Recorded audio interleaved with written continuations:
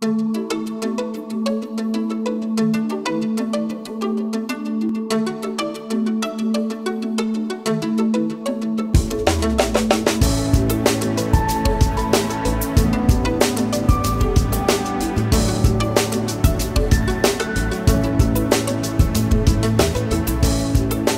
of Northglenn, Channel 8, keeping you informed of events in your community.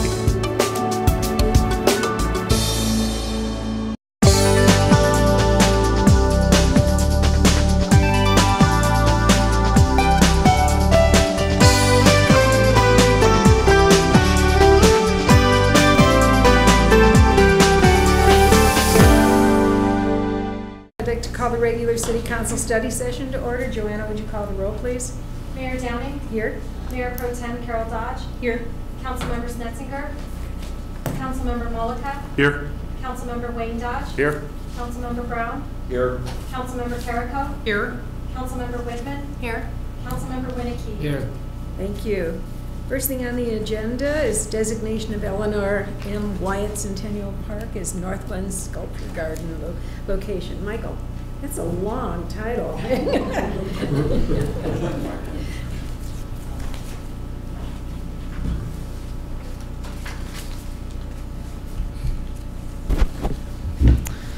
Okay. All right, Mayor Downing, City Council. My name is Michael Stricker. I'm the director of the Northglenn Arts and Humanities Foundation and also the Cultural Programs and Senior Center Supervisor for the City of Northglenn. I'm also joined here by several guests today, some Northglenn High School students, but we'll get to them in just a second. We also have NAHF members here. Chandra Bijak is here, Diane Lewis, and then Jennifer Nevins, who actually worked directly on this project, and they're all here today. So. Thank you very much for having us here. Northglenn's Art on Parade Sculpture on Loan program is celebrating its 15th anniversary next year. In that time, 90 sculptures have been placed in the E.B. Raines Junior Memorial Park Outdoor Gallery. The 14 winners, along with some additional commissions, purchases, and donations, have brought the permanent collection to 20 sculptures valued at $437,000. Public art adds value to Northglenn through the beautification of parks. It creates arts engagement and conversations and enhances the identity of our neighborhoods. The Art on Parade and People's Choice selection process are unique in that they are driven by citizens and park visitors. Both the sculptures on loan in E.B. Raines Junior Memorial Park and the People's Choice are not selected by an exclusive group, but rather voted on by an inclusive group of citizens, park visitors, NAHF board members, city council members, students, seniors, and so on. Nearly 50 committee members voted on last year's selection, and over 400 votes determined the People's Choice. In an effort to continue to add value to our city, the NAHF is proposing Eleanor M. Wyatt Centennial Park be designated as a sculpture garden. Sculpture gardens are popular throughout the world. They help create an identity for a city, connect nature, people, and art, and most importantly, provide a destination for visitors near and far to experience a city on a deeper level. A Northglenn Sculpture Garden has been an NAHF goal since 2004. It has been published in countless NAHF board meeting minutes and various strategic plans. In June of 2011, with the assistance of Amanda Peterson, the NAHF Board of Trustees toured every significant park in Northglenn, evaluating the following criteria to determine the best location: accessibility, parking, aesthetic, nearness to restaurants and businesses, capacity for 10 to 20 public art installations, and safety. It was determined that Eleanor M. Wyatt Centennial Park met the criteria to the greatest degree. Being adjacent to the Northglenn Marketplace and the ease of access to the park was what greatly set the park apart from other options. This is not a new program and does not require any rebuilding of the park. City staff and the NAHF will work in partnership to provide any park amenity enhancements over time, such as paths and seating areas. Sculptures will be installed in the park through the annual Art on Parade City Council approval process. I will continue, along with the NAHF board members, to attend City Council meetings and propose the location of each Art on Parade winner. It is not assumed that every Art on Parade winner will be placed in the sculpture garden. If other needs arise or a particular winner seems to work better in a different location in the city, the NAHF and the City Council can certainly do so. We currently have 5 sculptures ready for installation in the park. 2 People's Choice winners, 2 sculptures donated to Northglenn through the Art on Parade process, and finally the relocation of Double Spinner from the roundabout at Kennedy and Melody. If City Council approves the designation of the sculpture park, the NHF will be back in June to propose the exact location of the 5 sculptures in the park. The NHF will continue to pay for all materials necessary for sculpture installations, including pedestals, concrete pads, plaques, etc. The City Maintenance Department will provide sculpture installations as they have since the program's inception. Again, any park enhancements that arise will be proposed to the City Council with a specific plan prepared by the NHF and city staff. Now, down to the high schoolers back there. I'm happy to say that I've been partnering with the Northglenn High School STEM students in the Engineering Design and Development class the past few months to prepare concept drawings for what the park could look like as a sculpture garden. This is not a design proposed for approval. They are concept images of what the park could look like when fully built out. Any enhancements that you see in the images are not specific requirements needing approval tonight. The students and my specific goal were to give you an idea of what Eleanor M. Wyatt Park currently looks like and the potential it has for being a sculpture garden. I'm extremely proud of this project and to introduce the crew now, so why don't you guys come on up? And they'll take it from here.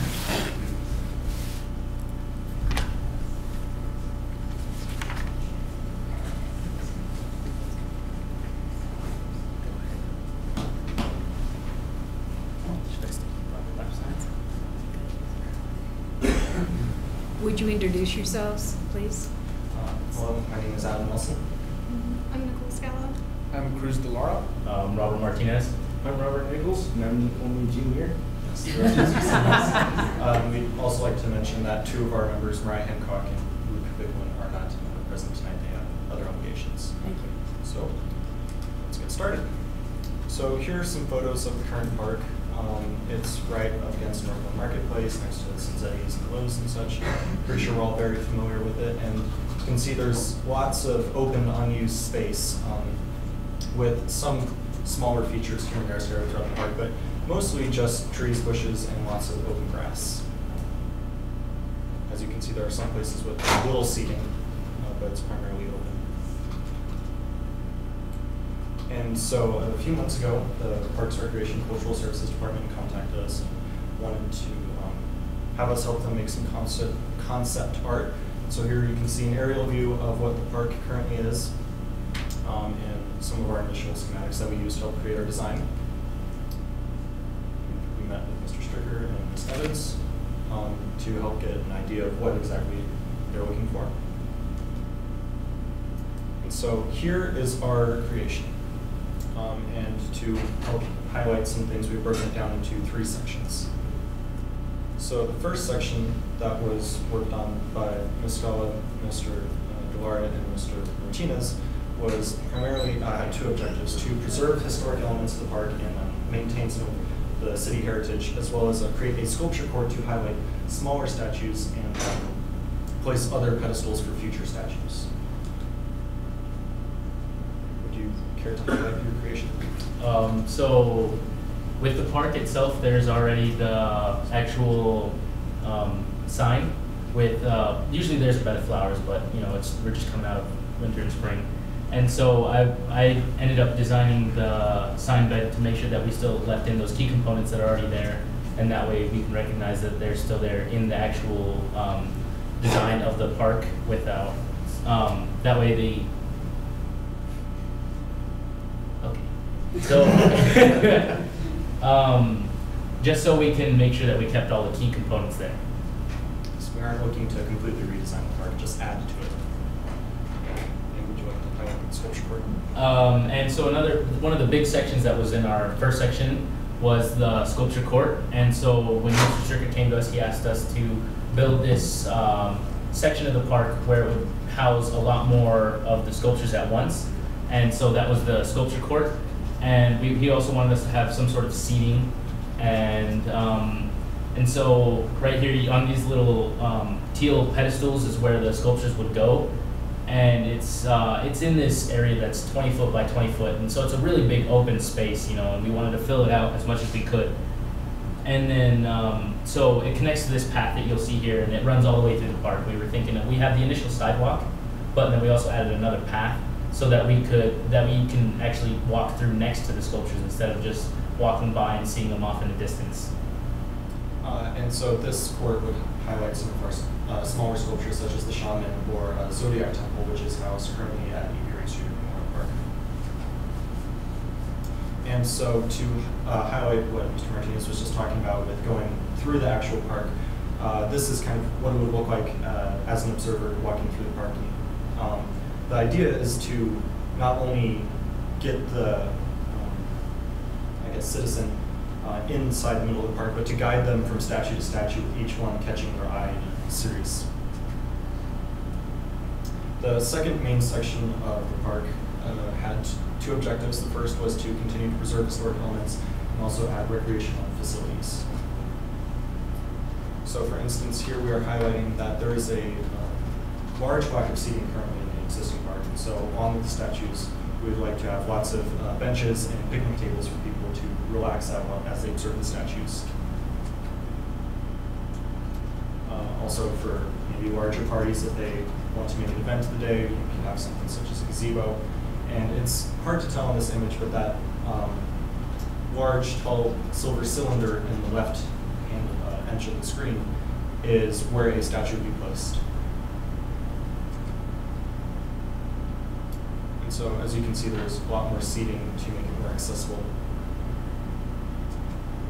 And then we also included the Centennial Bell displayed to make sure that the bell is very important to the park. It's Eleanor M. Wyatt Centennial Park, so we want to make sure that we didn't take away any of its prestige. And so around the bell itself is still going to be a largely open area so as not to detract from it. And then the third section had the objectives of preserving area for some of the larger statues, as it was one of the more open sections of the park, and to attract attention both from pedestrians as well as from the highway. And this section was primarily worked on by Mr. Lucas.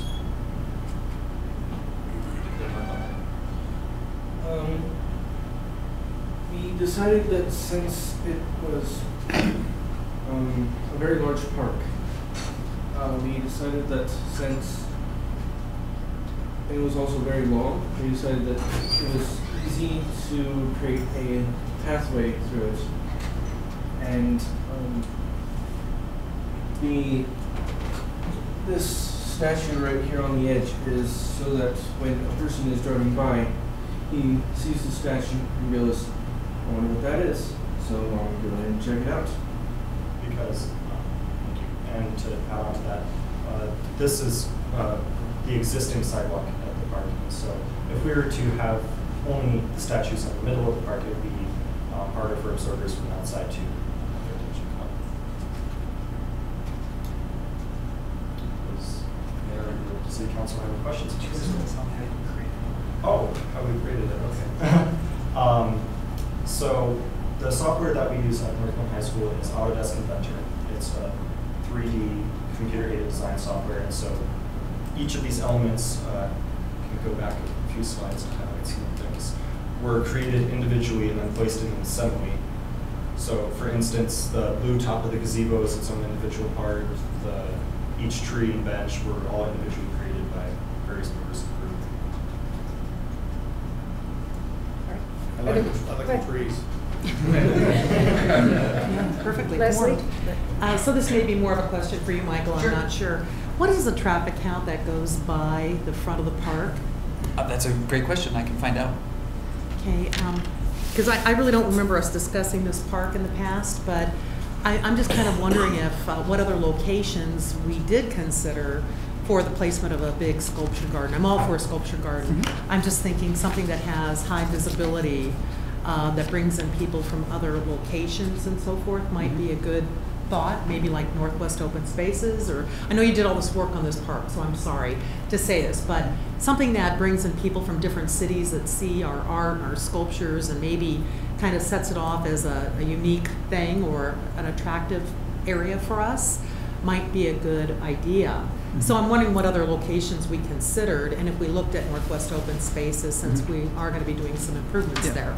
Yeah, we did, and we went through a voting process. I actually have all of it. So the foundation went out with Amanda, and we went through a lot of criteria to do so. So we did look at the City Hall campus.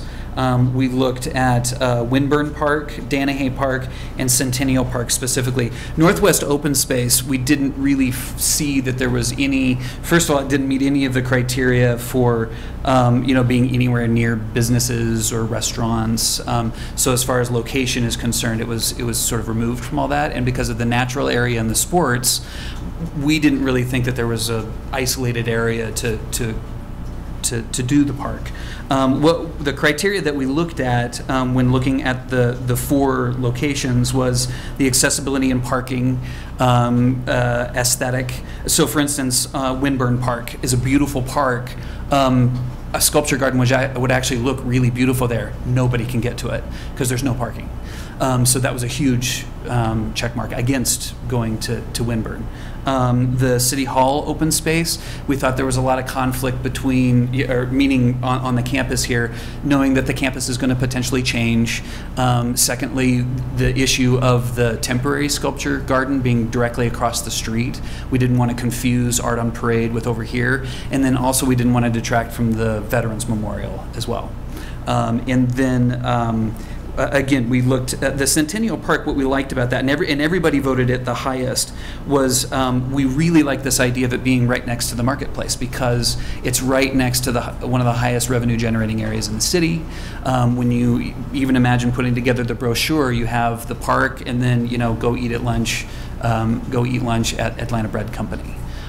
So that's why the foundation unanimously agreed that was it. That was a part of it. The aesthetic, the accessibility too, by being able to get into the park, because you can park right next to it. There's ample parking across the street if necessary. It's ADA accessible. Does that help answer the question? Yeah, it does. I don't necessarily agree with it, but because I don't think there's a lot of traffic that goes on that back road by Chinzetti's, but I don't know that. I mean, I don't sit there and look.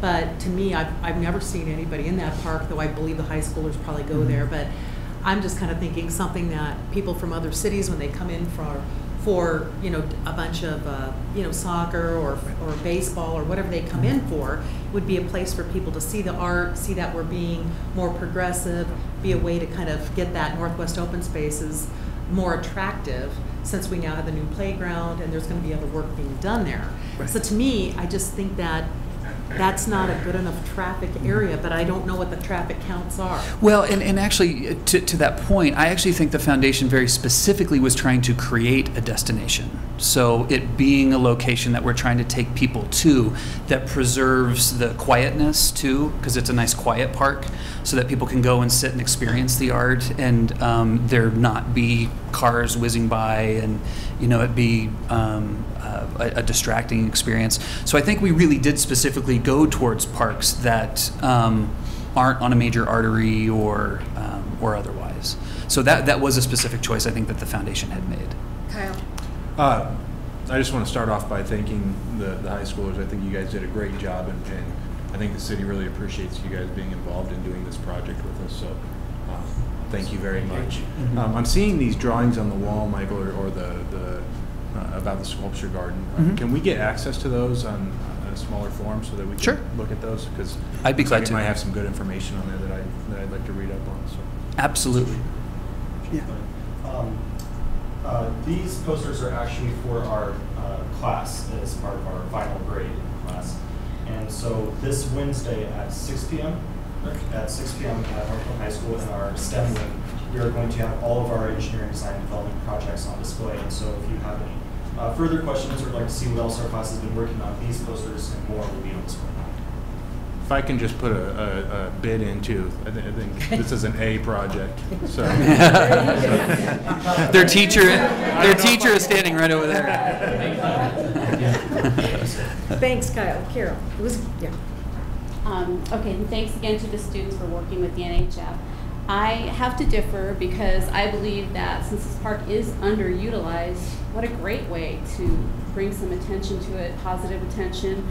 I think once it's there, it will be a destination for people to go to. It's probably right in people's backyards right now, and they never even go down there, and now they'll have a reason to go down there. And, you know, once word of mouth gets out and whatever kind of publicity we're going to do on it, it can only be positive, I think, and I love the idea. We have underutilized sculptures that are just laying around in bad areas right now that need to be installed, and I can't think of a better area for it, so I'm all for it, and thank you guys for bringing that to fruition. It looks really great. Thank you. Okay, any other questions, comments? Marcy. Go ahead. Marcy? So I disagree with her. So, but you know, it could be a draw to that park, and I think you could. And I'm envisioning signage in the marketplace to send people out there. You know, people that are in there, you have something to send them out. But to me, when I'm looking at the map, and it just what jumps out is all the way down on the southwest corner of the city, limited sculptures down there and that kind of stuff, and the northeast corner of the city, limited sculptures in that area too. So that's one thing I noticed that.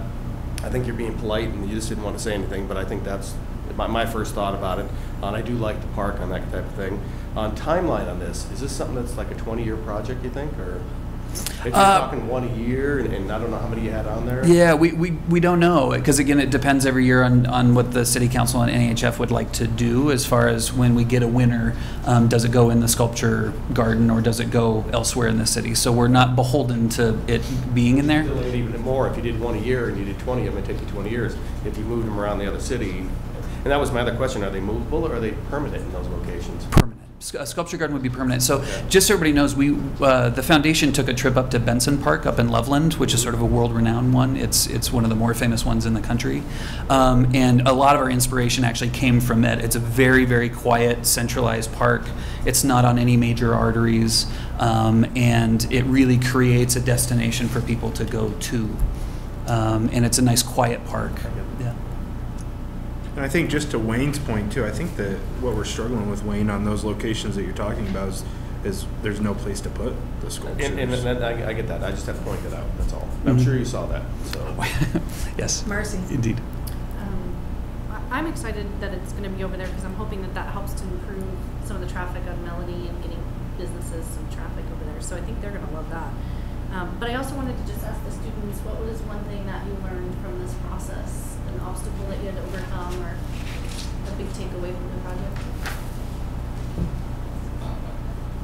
So I'm going to go first. Yeah. Like my thoughts, Sorry, but- didn't mean to put you on the spot. Personally, since I'm a junior and probably enough, I've never used this program before, it was enlightening because I didn't realize that this program would help me create this project better, because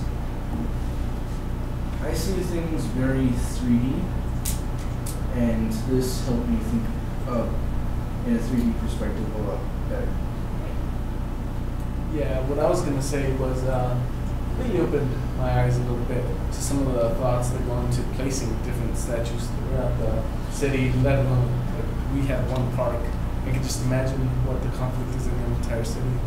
So it was kind of hard determining what spots would work best and what spots we should avoid, where to put our path, what to leave the road.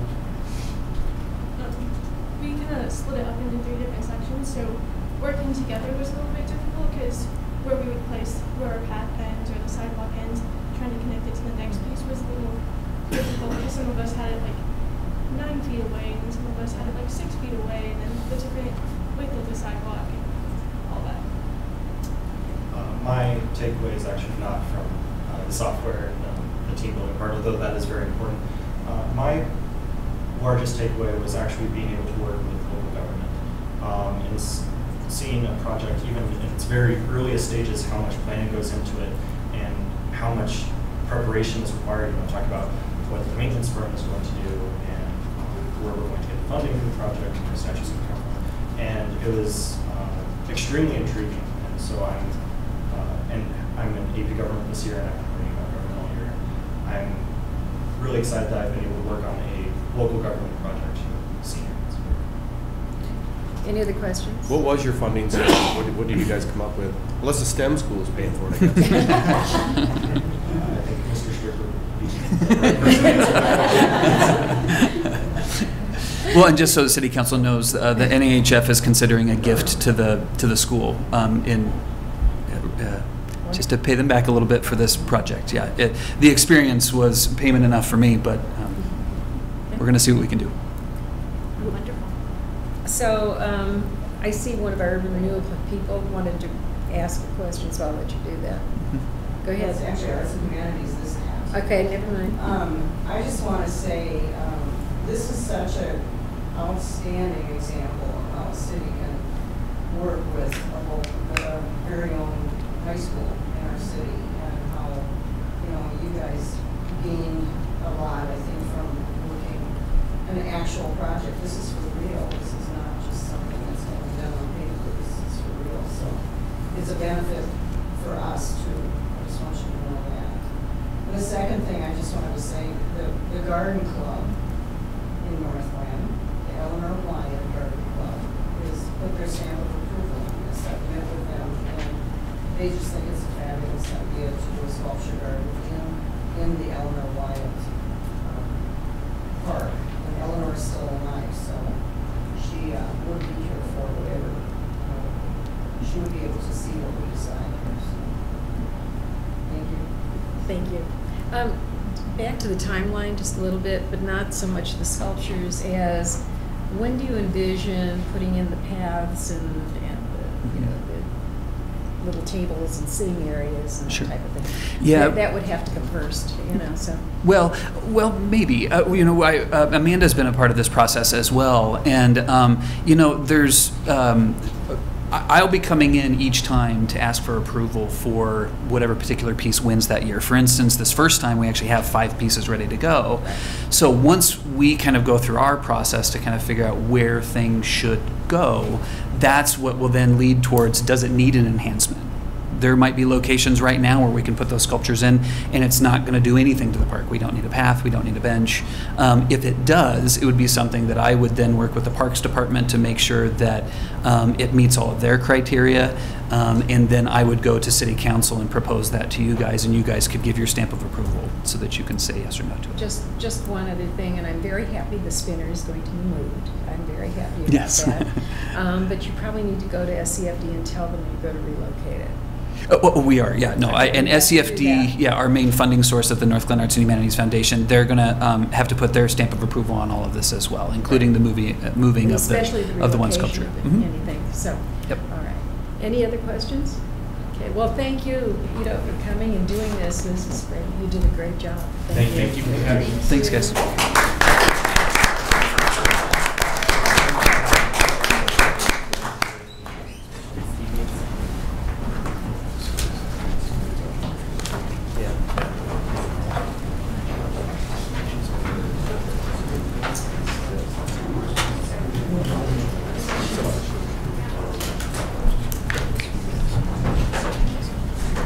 And while everybody's getting set up, I just want to recognize the fact that our Northglenn Urban Renewal Board is here to be part of the sustainability assessment.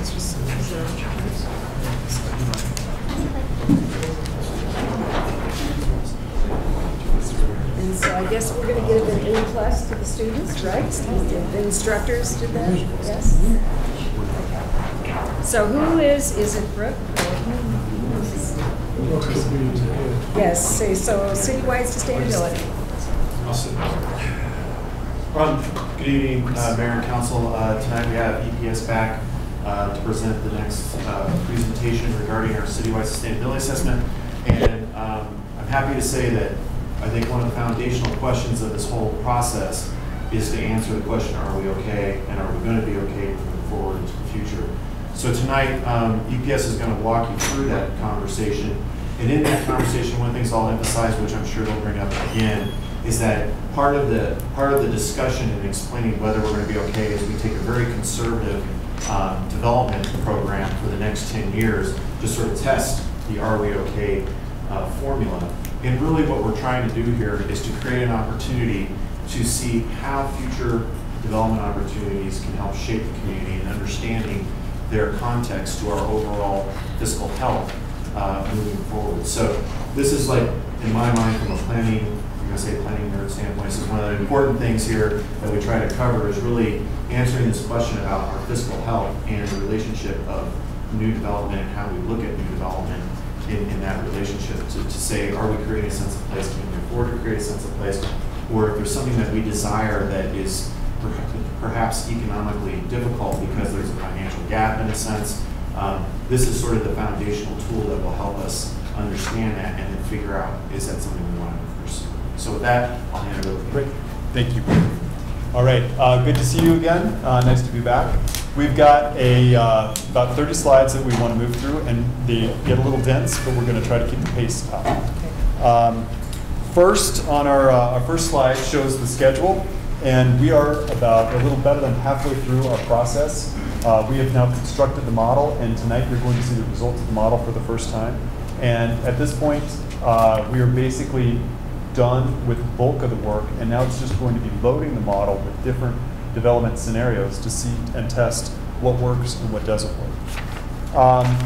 You will recall this Venn diagram in terms of what the project is all about. And ultimately, fiscal policy, the overlap of fiscal policy, land use scenarios, and level of service all wrap around or within the context of the land supply and the market factors.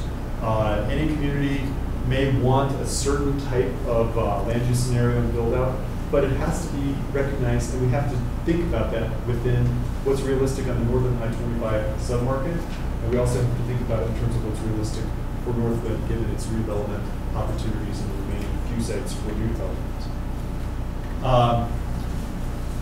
In terms of the agenda, basically we're going to cover purpose, assumptions, results. As I mentioned earlier, we do have a complete model, and we have loaded it with a hypothetical development program, which will show you the results of that. We have integrated general fund and capital fund findings to be as comprehensive as possible. Key questions, just like Brooke mentioned, it all focuses about, is the city going to be okay? And as this project was teed up, I think before we were involved, there was a chart that had a line going across time in terms of revenues and expenditures, and at some point they crossed. And the question was, what year is that? And what can the city do to contain costs or increase revenues such that the city never goes negative? Well, we have charts, and you'll see those in the packets over the weekend, that play the trends out over a 20-year scenario, 20-year time frame, and we'll see what the results are here shortly. So here are our questions. Will the city be okay? What does it cost to operate the city based on specific land uses? Residential, retail, office, employment generation. Number 3, what's the right combination of land uses moving forward? This is a really key question. Ultimately, what is the right proportion of different land uses that puts the city in a strong fiscal position? And then finally, getting back to our Venn diagram, how do we work within these land supply constraints and the market constraints and get something that works, that has traction with the market, it's realistic, it's not too overly optimistic, it resonates with the kind of support that's going on, and it can go vertical.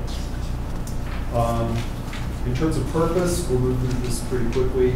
It's all about the future, preparing for the future, forecasting expected city costs, looking at fiscal sustainability, and then the fourth bullet down, moving forward. I just want to spend a minute on that. How does council and planning commission figure out which projects make sense and which ones don't? Ultimately, we want this tool to be something that's useful. It advances decisions of the city council. So the whole notion of moving forward, ultimately, that's what we hope this is a platform for the council to use. Key assumptions. The model is, I need to grab a copy. Really? Hard copy? So, anyone with insomnia, you can give you a copy. As many as you'd like. Hand it over to Gene at the end of the meeting. So here's our model, and it accounts for the city's full budget. We've based it on the last 5 years. We've averaged the last 5 years, both in terms of costs and revenues. We have applied, in terms of number 2, a nexus to growth factor. Basically, the issue in terms of this nexus is the dispersion of city services. And how does the city serve, how do the departments provide public works, police, administrative services, and how do those get dispersed throughout the city? At the end of the day, we've geocoded police calls. So we know for the last 5 years, every call that the police department has made. And we're able to allocate that based on residential, retail, employment, what have you. And so we know what the demand by different land use type is for police services. We also have that for public works, and we have basically created this allocation of expense by land use, which is a fundamental part of the fiscal model. We've done the same thing for revenues, and in some cases, number 3 up here, we've done case studies. Use tax, for example, is a big line item in the budget.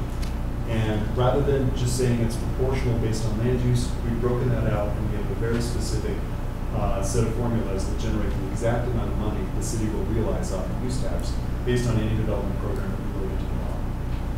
The last issue is cost and revenue variability. Variability is a key phrase that you will hear throughout the evening. And basically, to explain it, we've got the story of 2 cities, or tale of 2 cities, if you will. If you want to toggle back and forth, Michelle, that'd be great. We've got 2 communities here that we're all pretty familiar with. Highlands Ranch in the mid-'80s, early '80s, as I hear, was on the cover of National Geographic as the poster child of sprawl for the nation. And as you can see with Highlands Ranch, you know, it was all about extending more streets, more water, more sewer. It happens to be in the county, but Douglas County had to provide additional deputy services for law enforcement, and it was all about growth. Boulder, we all know and love Boulder.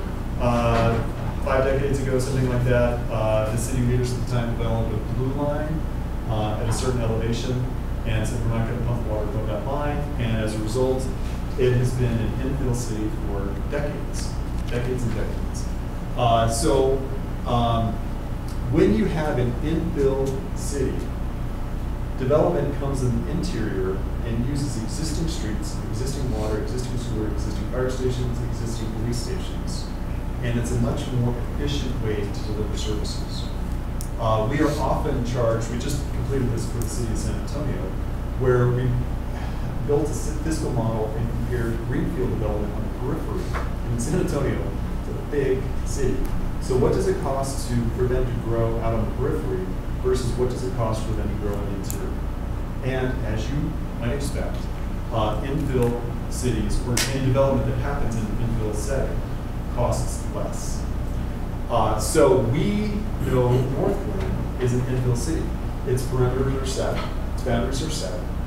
Any development opportunity often is a redevelopment opportunity. Water, sewer, streets are all right there.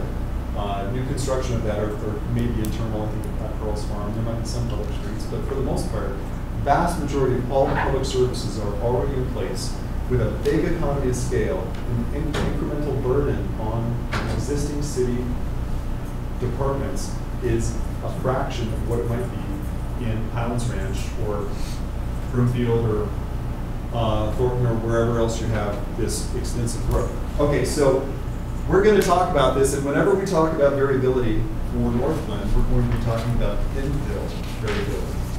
So key considerations, what's the development potential? How much development can be accommodated within the city? We also sat down and interviewed all the department heads and talked about capacity, how much growth within the different departments was anticipated. And we also did on our, as you recall from our previous meeting, talked about the market, and we're able to gauge what the ceiling is in terms of annual absorption for any given use. So, development potential. Generally, we're limited because we are an infill city. Variability, it's all about infill. And the marginal cost to serve is relatively low compared to a Highlands Ranch type scenario.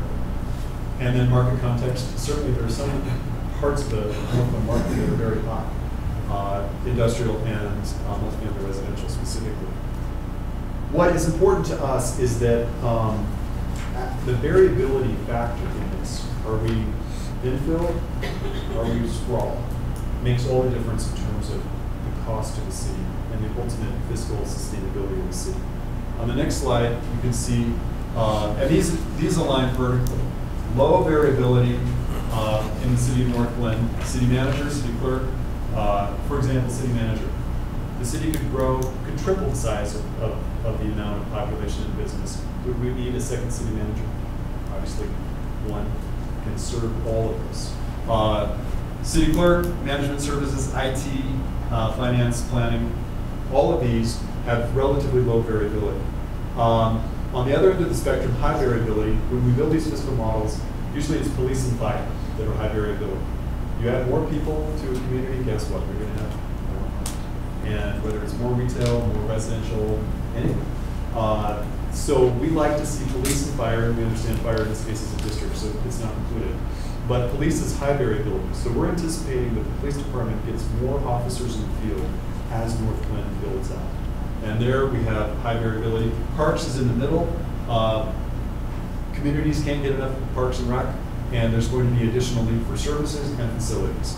We tried to graph this out, and basically what we were trying to show is that as you get some economy and scale, you can bend the curve. If a city is just starting out, Northglenn in the 60s, for example, these graphs are going to be much more vertical in terms of new people, new services, new people, new services. But after you grow to a certain size, you can bend that curve and it starts to level out. And new people don't necessarily require new staff for the services. Seeing some head nods, I like it. All right, so the result of the fiscal impact is that we're showing general fund and capital projects fund. We're assuming that the level of service that is provided today is the same level of service provided into the future. We're not suggesting it's higher or lower, but we want to test and ensure that the current levels can be maintained in the future.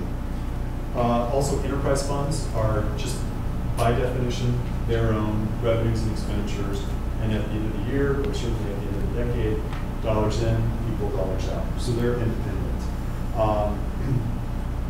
We're assuming Northglenn is an infill community, and that there's generally low variability in terms of the cost to serve growth.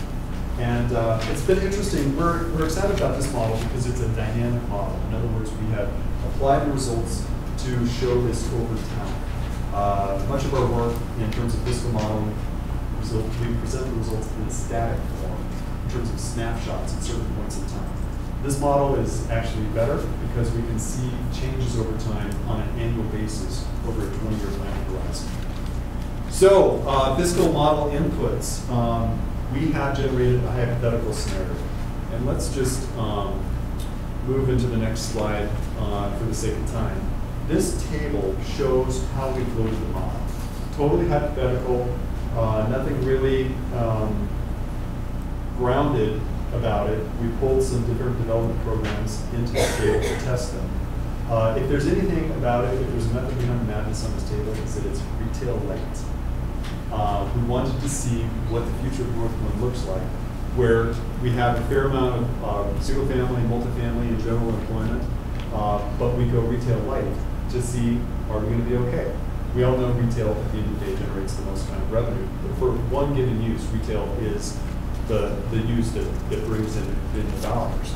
But and in this case, what we have, the single-family column, okay, so left column are the years in the model. We're assuming 10 years of development. And then each year, there's a different addition into the Northglenn market. Year one happens to be 150 single-family units. Year two is 20,000 square feet of retail. Year three, 100 single-family dwelling units, and down through the table.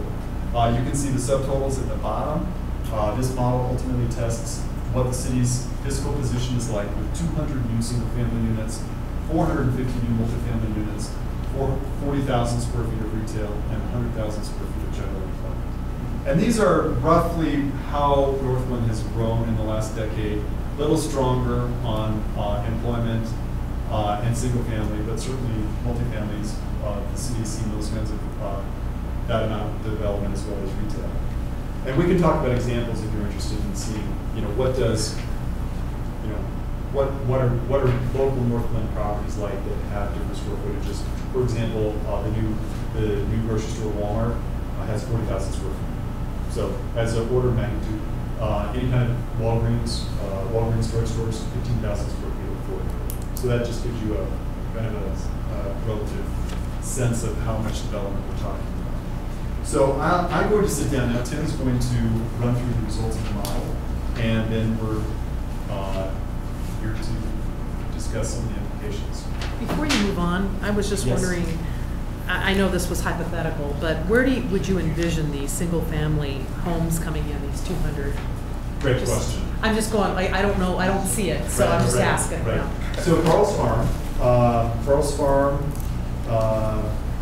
has about 70 acres of land, and a third of it were set aside for single family and was developed out at a Radburn type density. That's about 200 units. Oh, okay. We're assuming a little higher than average densities compared to most suburban development. And that there's probably not much more than 200 single family. Yeah, okay, thank you. So, sure. All right. Yeah. So in terms of results, Chris actually just handed out corrections. We had two of the labels on net impact switched. I could explain what the difference is once we come to those. But so here's the general fund. The net is fiscal impact on an annual basis. So the first line you'll see is the blue line on the top, and that's total revenue annually. Under that is total expenditures. You'll see these little spikes here, and that's generated by one-time fees. Construction use taxes, building permits, plan check fees, that kind of thing. And it's driven by the development program that Andrew outlined with the 200 units of residential, 450 multifamily, and the commercial square footage, and an absorption schedule which is based on some of the market research we've already completed.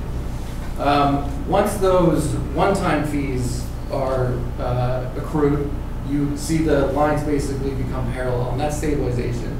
That's what the revenues and expenditures to the city are on an annual basis once all the one-time fees have been have hit the books, basically.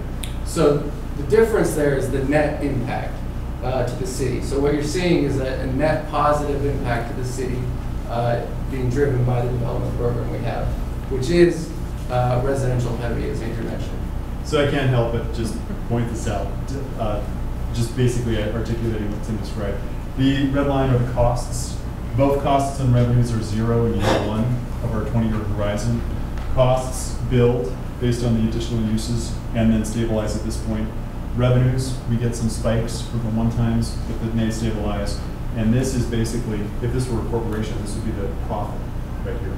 But this is a net surplus of dollars coming into the city. Right. And so, the purpose for presenting this is to first give you a feel for what it looks like with the hypothetical development program that we put together, and then also to give you kind of an understanding of where we're going to take this eventually once we're able to put together some more specific development programs and a development schedule for the city that's more in line with what the specific sites can support. So eventually we'll have one of these for specific sites and then for the city as a whole. Right now, this is just looking at the city as a whole, and it's really just looking at net new development. So it's not summarizing the entire general fund, it's summarizing essentially what the impact is of each new residential home or each square foot of commercial space cumulatively. So here are the general fund revenues and expenditures by type or department. On the left, it's a little hard to read. We've got revenues. Biggest revenue generators are sales tax. Obviously, I think everybody has a feel for that. Property taxes there. Construction use tax is a big one, too. And these numbers are cumulative numbers, so it's essentially the entire revenues generated by each development program or type. And so in a way, they're fairly hypothetical at this point. The key takeaway is just to generate understanding of where those revenues are coming from based on the development program, hypothetical development program that we have plugged in. On the expenditure side, the right-hand chart, the major line item is still police. And part of that is driven by the variability, and part of that is just driven by the size of the police department and the amount of the budget that it currently represents. We can go to the next one. So this is just summarizing revenues and expenditures by each type of program that we have loaded in. So we do, on the left, we have I think it is 6, 7 program types, single family, a couple of different multifamily types, retail, and then our employment. And so this is the total revenue generated by each type. So single family is generating 25% of the revenues based on the development program that we have put in. Multifamily, 15, 13, 11. You'll see retail, the 2 retails is a significant portion of this, but it's still a fairly limited portion of the development program. Let me just highlight a couple of the sections of the pie that Tim just talked about. Here's our single family expenditure, 28%, single family revenue, 25%. Right. So these are about balanced. And then this retail right here, this is the expenditure on retail in the brown, and then our revenue by retail is also in brown. So 14% of the total revenues are retail compared to only 2% of the expenditures. So that's what we all intuitively know to be true, but in these pie charts, we've quantified the exact degree of benefit or cost based on specific land uses. And really, I think the main takeaway from this slide is looking at where revenues are being generated and where the expenditures are. And I mean, the best example is looking at expenditures associated with retail compared to the amount of revenues that it's generating, which is a relatively small amount of expenditures and a high level of revenue generation. So we also wanted to test the sensitivity of the model to the different types of cost factors that Andrew mentioned. So on the left here, we have, this is infill. This is it reflects the staff interviews that we conducted, and it reflects where we think the city is heading. On the right, we tested what would it be like if Northglenn was essentially a greenfield, or was developing greenfield sites and had costs that stepped up to reflect that. So essentially, we're assuming no economies of scale across departments. Each new resident requires essentially the same level of staffing as was previously experienced within the city. So in that scenario, you have total expenditures actually becoming larger than revenues associated with the development program that we put in there. We don't really think that's realistic. I think Andrew went through that pretty thoroughly, that Northglenn's an infill city. The staff is going to be able to absorb a significant amount of growth. Well, not a significant amount of growth, but the amount of growth that Northglenn can continue to support. And they're not going to have significant increasing costs associated with increasing in development that the city's probably going to see over the next 20 years or so. So the chart on the right is Northglenn in 1960s. Generally, when you're just starting out, when you're just building all your infrastructure, you do have high variability. And then Northglenn on the left is what we have in 2015. Yeah, that's the way it's right there. Wait. So just to make sure I'm on the right track here, when it's flatlining here, to me it looks like you're banking $300,000 a year. Does that seem about right? Yeah, that's right. And that's just after everything, right? Yeah. Okay. And that's just off of this modest scenario of growth. With the limited retail that you had in the scenario, right? So if you doubled your retail, then of course that's putting it. Yeah, right. And that's what we'll start to test once we get more specific development. That's right. Thank you. So this is the net impact. This is where we had the correction. Previously, we just had the greenfield expansion, the infill switch, which is really our main point here.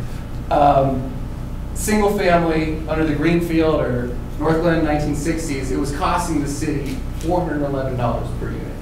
Today, we think future development, future single family development will actually generate $87 per unit. Multifamily is a little bit more negative. Right now, we think each additional unit of multifamily will be slightly negative on a per unit basis. But relatively, that's a pretty small number compared to what some greenfield development would cost, or what cities who aren't founded like Northglenn. Is that over 20 years or? So that, if we want to go back, that number reflects our stabilized revenues and expenditures. Basically, revenues minus expenditures are net impact, and then we divide that by the number of units. So it doesn't take into account one-time revenues that we're showing in the graph. Maybe if you jump back one more, Michelle. Yeah, so on the left, it's really the difference on a per unit basis. So it's what you can expect after the one-time revenues have hit going forward. These are basically annual. Right. Okay. Annual numbers. So here we have retail. It's positive in greenfield. It's positive in infill. It's very positive. A slight difference based on the infill scenario. The major driver for that is that there's just not a ton of expenditures associated with retail. So the impact of changing that cost variability is fairly low. So right now we have this on a per square foot basis, which is a little hard to visualize. We think of retail as about 1,000 square feet per unit. So if you size that up to a per unit basis, which is more comparable to how we're summarizing the residential impact, it's about $6,700 per unit for each retail unit that's going in. Employment on the left, on the right there, that's basically breaking even. 21 cents a square foot, fairly low. On a per unit basis, we assume employment uses are a little more space intensive. So in the model, we have about 1,500 square feet per unit for that one. And the net impact per unit, let me just look that here. So it's about $315 per unit. One thing I was just going to mention on this slide right here is that these show fiscal benefits to the city, not necessarily economic. Jobs associated with office and industrial are a huge goal of the city, and a good job base with good wages is critical. In terms of, that's different than a strictly fiscal question, which is what we're looking at tonight. Ultimately, you need both fiscal health and economic development health. And we shouldn't minimize the importance of employment relative to the need for an economic base. And I'll just chime in, because the one point I think is salient here is that normally when you look at residential growth, it's always one of those things where you're saying it never pays for itself because you never collect enough revenue from in property taxes from a single family or from multifamily to pay for the impact it places on the city, whether it be water, sewer, or police. In this case, what we're finding here with Northglenn is that there's actually net positive because we've essentially built out everything we can, and now it's actually helping pay for itself, and in some cases, in a meaningful way. Yeah, that's also a good point. We got a question. Well, back a page, so I'm sorry. Back a page where you showed that multifamily is a negative, if it was greenfield, a negative 523 and a negative 667. So is that taking into, I understand we're talking more or less about services, but does this take into account purchasing and any kind of it does. So retail here, of them buying in the city? It does. One of the main drivers here is property taxes, obviously, and that's generated by the value of the home. Another one is the retail spending potential of each new resident. And so we have a TPI model, a total personal income model that we've already built, and it basically it measures the amount of spending by each resident captured by the city of Northglenn. We have a household income assumption that we then apply to that, and that gives us an additional sales tax value that's captured by each new unit of development. So it is in there. So we're saying that multifamilies developments would be losers to us. Is that what we're saying here? Well, I think the important thing is that it's part of the mix, and when you think Right. back to the parameters of land use and market, multifamily has a role. The multifamily market is strong. I mean, the rent per square foot on 120th is incredible. I mean, the market wants to be in the Northglenn. The larger Denver metro market finds value here in Northglenn, and it's reflected in the rents and the vacancies and the use. So I don't think Northglenn would want to turn its back on a very hot market segment. The goal, though, I think, is to balance the mix of land uses such that the amount of multifamily, because multifamily brings in shoppers, it brings in vitality, it brings in, there's some life associated with the project to go vertical. And so it's an avenue to move forward with as long as it's balanced with the other right uses. But it is going to drain on the revenue, is what you're saying. That's true. Instead of add to it. That's right. I have a quick question. I don't know if this would affect the analysis when you guys did it. It sounds like you did the analysis as if these multifamily units were going to be rentals. If they're owner occupants, does that affect the analysis at all? It does. Okay. And the main reason is that not only is it valuation in terms of property tax, but it's also valuation in terms of the amount of income required to afford that unit. So would that number then be less if it was an owner occupant compared to being a rental for multifamily? That is correct, because in market in general, condominiums are going to be higher value than apartments, both to construct and to reside in. And so as a result, those higher incomes generate more revenue to the city of Northglenn. And that negative 67 will go up. We don't know if it would actually clear it into the black, but it might. I mean, at the end of the day, negative $67 on an annual basis is pretty close to break even.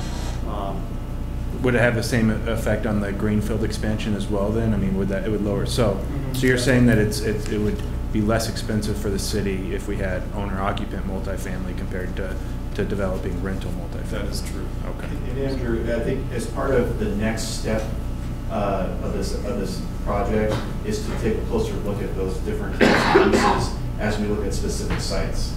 So tonight, what we're really just trying to do is to give you a sort of how does the model work, and in a more rudimentary level to give you the understanding of are we going to be all right. And thank you. We need to put that in bold because one of the concerns we had talking as a team with staff is that as we roll out this information, there's a tendency to move towards closure as quickly as possible. And let's just suspend the specifics in terms of land uses in the mix for a few weeks, and we'll come back with very specific ideas, ranges, different images, and we can have the conversation about what works and what doesn't work from a policy perspective. But here's the foundation that we build from.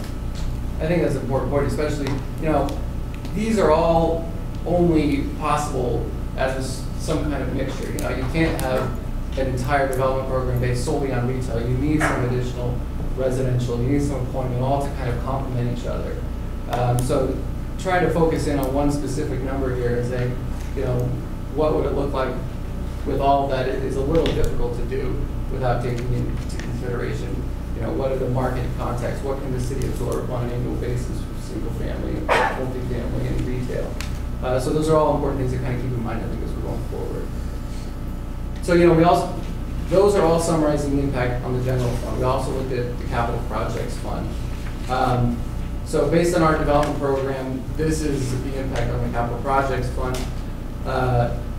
And it's only looking at the impact of this specific program that we put in here, but it's a very positive impact, essentially saying that there's not a considerable amount of additional expenditures that the capital projects fund is going to have associated with this new development, but there are significant revenue sources that are going to become available going forward. In part, it reflects good foresight on the part of the city in the past, where they were able to establish good, solid revenue streams for capital projects. Right.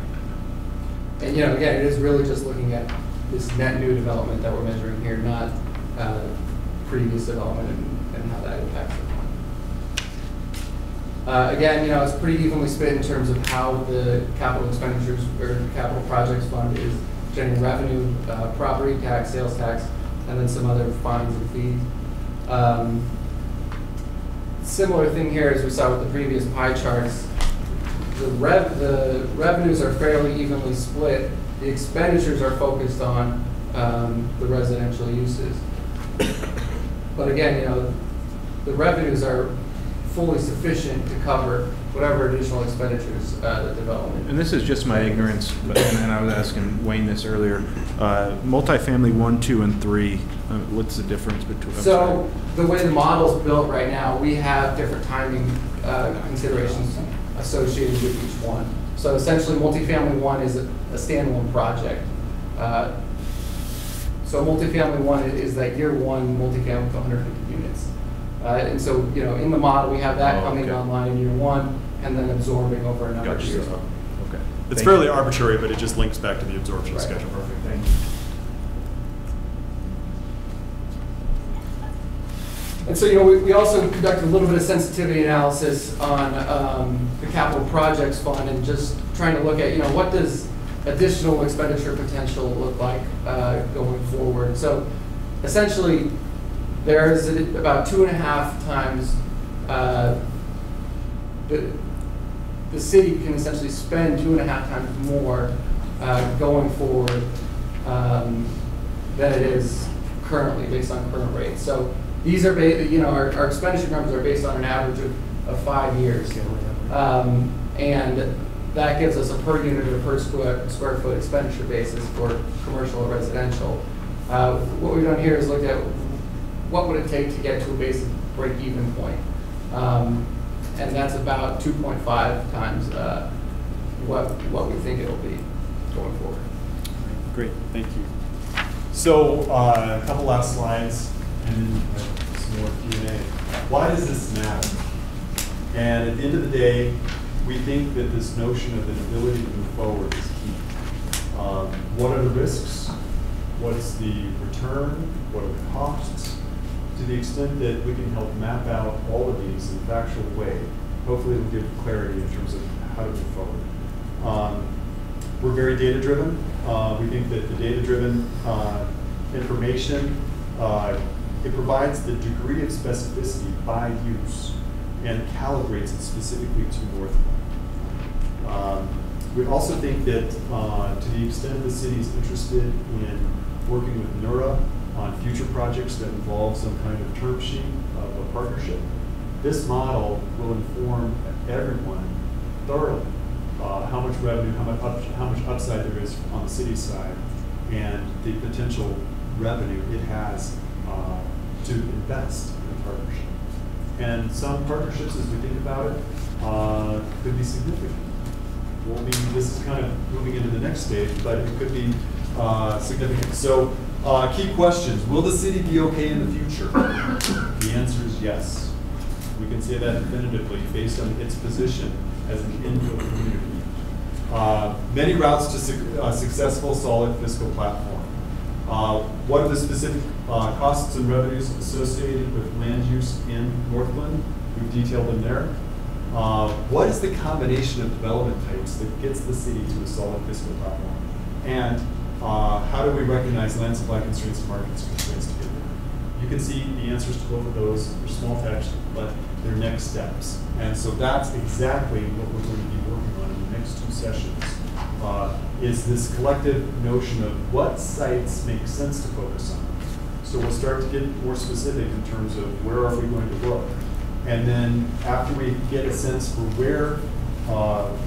what sites are in play and what sites make sense to focus on, then we'll have MIG come with some interesting visualizations. And our goal is to be able to present a range of densities, range of FARs, range of everything. And kind of just say, okay, this feels like Northglenn, this doesn't feel like Northglenn. And then load it into the model and figure out if we're okay with it. So I think this will be pretty interesting. I think this integration of land use and fiscal policy is it's the stuff that makes us tick. So we love this project. With that, we're good in terms of all of our slides. And how do you want to do? Do you want to do Questions? Are there questions? Yeah, I got a couple. Yes. So can this formula be used, say you pick XY streets coming together and you decide to redevelop it, can this formula go in there and tell you what the 10-year projection is on that? Is it worth doing the project or not doing the project? Yes. So you can come back and use this years down the road? Yes. I think the other thing that Andrew didn't really get to say here is that this is, and I didn't want to start out with this presentation with this, but this is actually the driest, most analytical part of this whole process, is basically showing you that how this model works. What we're going to do next is actually get creative and look at what are the ideal redevelopment opportunities in the community, right, and what do we want them to look like. And what we're going to be able to do is take your feedback, and you're going to tell us, you know, we want to look at Marketplace, we want to look at Carl's Farm, and this is what we're thinking. They're going to take those inputs, and then we're going to show you a model of what those costs and benefits are as it relates to what we've described here tonight. We're going to take it and look at each one of those sites and hopefully develop a strategic plan and approach on understanding that when a development comes to us and they say, Carl's Farm is multifamily. Well, you guys will have already looked at a scenario that says, yeah, maybe some, but you know what really makes more sense for us is to have a different mix. And that's what we're going to be able to do, is have that opportunity to measure future proposals as well as meeting what you think is a vision for the community moving forward. How do you include the economy factor in this? You know, the economy, does that play in it at all or no? No? Okay. Good. That's some crystal balling that we haven't incorporated. And I get that. I just kind of throw that, because that does affect business, you know, and homes, that kind of thing. I like the one slide, 2.5%. The only my issue, the same thing, the city's not a bank. You have to reinvest back in the community somehow. And that's your lowest modeling is what you did. And maybe you could be 5 or more times on this very easily, it seems like to me. So okay, something there. But then it leads me to, is David Willett sitting behind me? I don't see him in here. Okay, good. Because all this is factored. What happens when you get to item G that we have tonight and you start looking at some of his projects there, you know, that are, I mean, that throws everything out of skew then too. Was that factored in at all or no? And by some of his projects? I think what you're referring to, and Jason, correct me if I'm wrong, but those are actually funded not necessarily through the general fund, but through enterprise fund, and so it's a different source. Okay, good. That's right. And to the extent that the city has needs that affect all residents, that's a separate question. This is the incremental growth on the remaining sites of development or redevelopment that represent probably some, I don't know, 10% of the total city population at build out. Okay. So we have to think about what's the right way to burden the community, and if it's a community-wide issue, it's a community-wide solution. If it's a matter of staying on top of the fiscal ship with incremental growth, then it's this type of a solution. Thank you. Any other questions? No? All right. Okay. Thank you very much. Very interesting. Thank Good. you.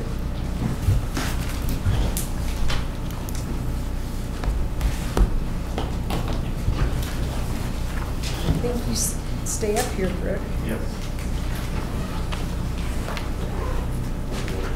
The Community Development Block Grant.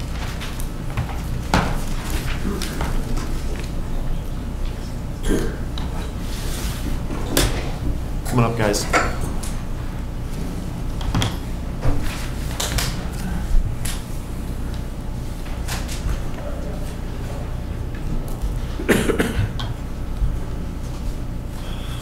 Let my esteemed colleagues here from Adams County come on and get situated. All right.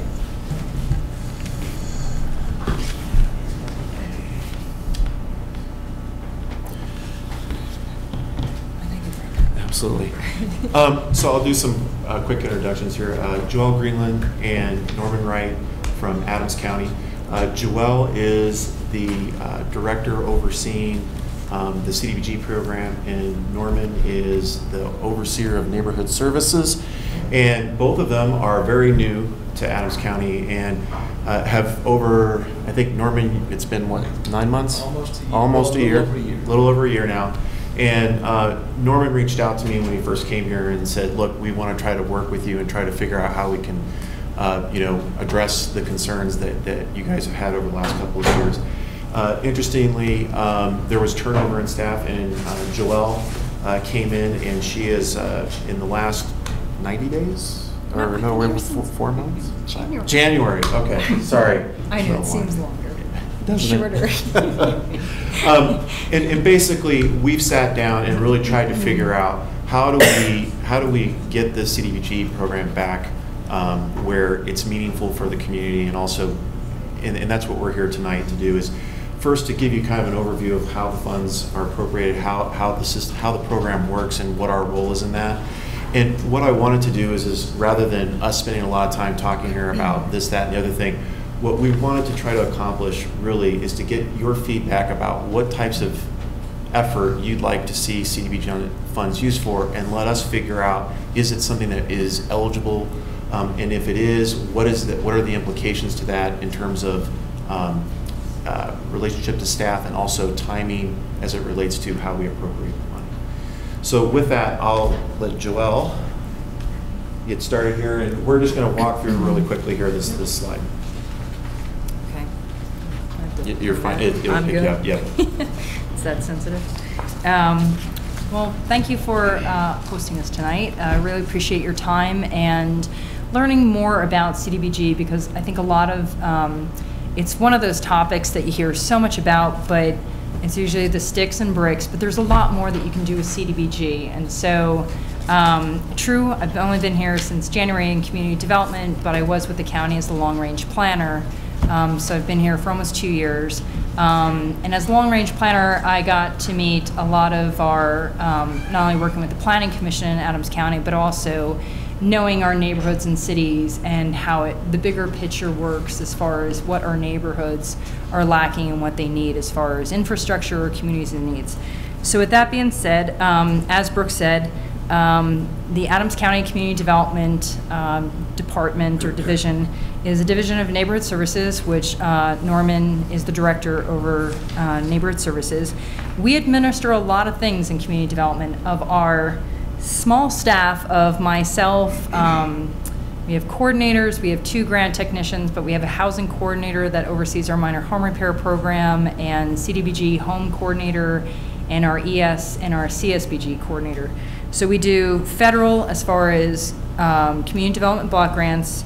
We have HOME, which is the Home Investment Partnership grant, the Emergency Solutions Grant, which is federal, and then also we do have NSP, which is the Neighborhood Stabilization Programs, which was, there are 3 of them, but we received NSP 1 and 3 money. And then we have local, which is our A-Lift and Human Services, as well as the state, which is the CSBG, which our other coordinator deals with. So as far as CDBG, we have what's called an urban county designation from HUD. So we qualify because we are in excess of 500,000 people. Therefore, we work with our cities to become an urban county designation. So we work with, we have a consortium, if you will, of the town of Bennett, City of Northglenn, City of Brighton, City of Commerce City, and the City of Federal Heights. So together we are stronger and we get more money as an urban county designation. And so each year we have an annual action plan, but even more importantly, we have an IGA in place, an intergovernment agreement that we work off of. And this agreement is looked at every 3 years. So our program year runs from, with HUD, runs from March 1st through February 28th of the following year. So sometimes it gets confusing because we straddle years. We're not a calendar year. Although HUD loves to see CDBG funds be spent in the calendar year, and then we've got these straggling 2 months that everybody kind of forgets about. But so right now we're working with an IGA. So we have an IGA in place which is going to run through February 28th of 2016.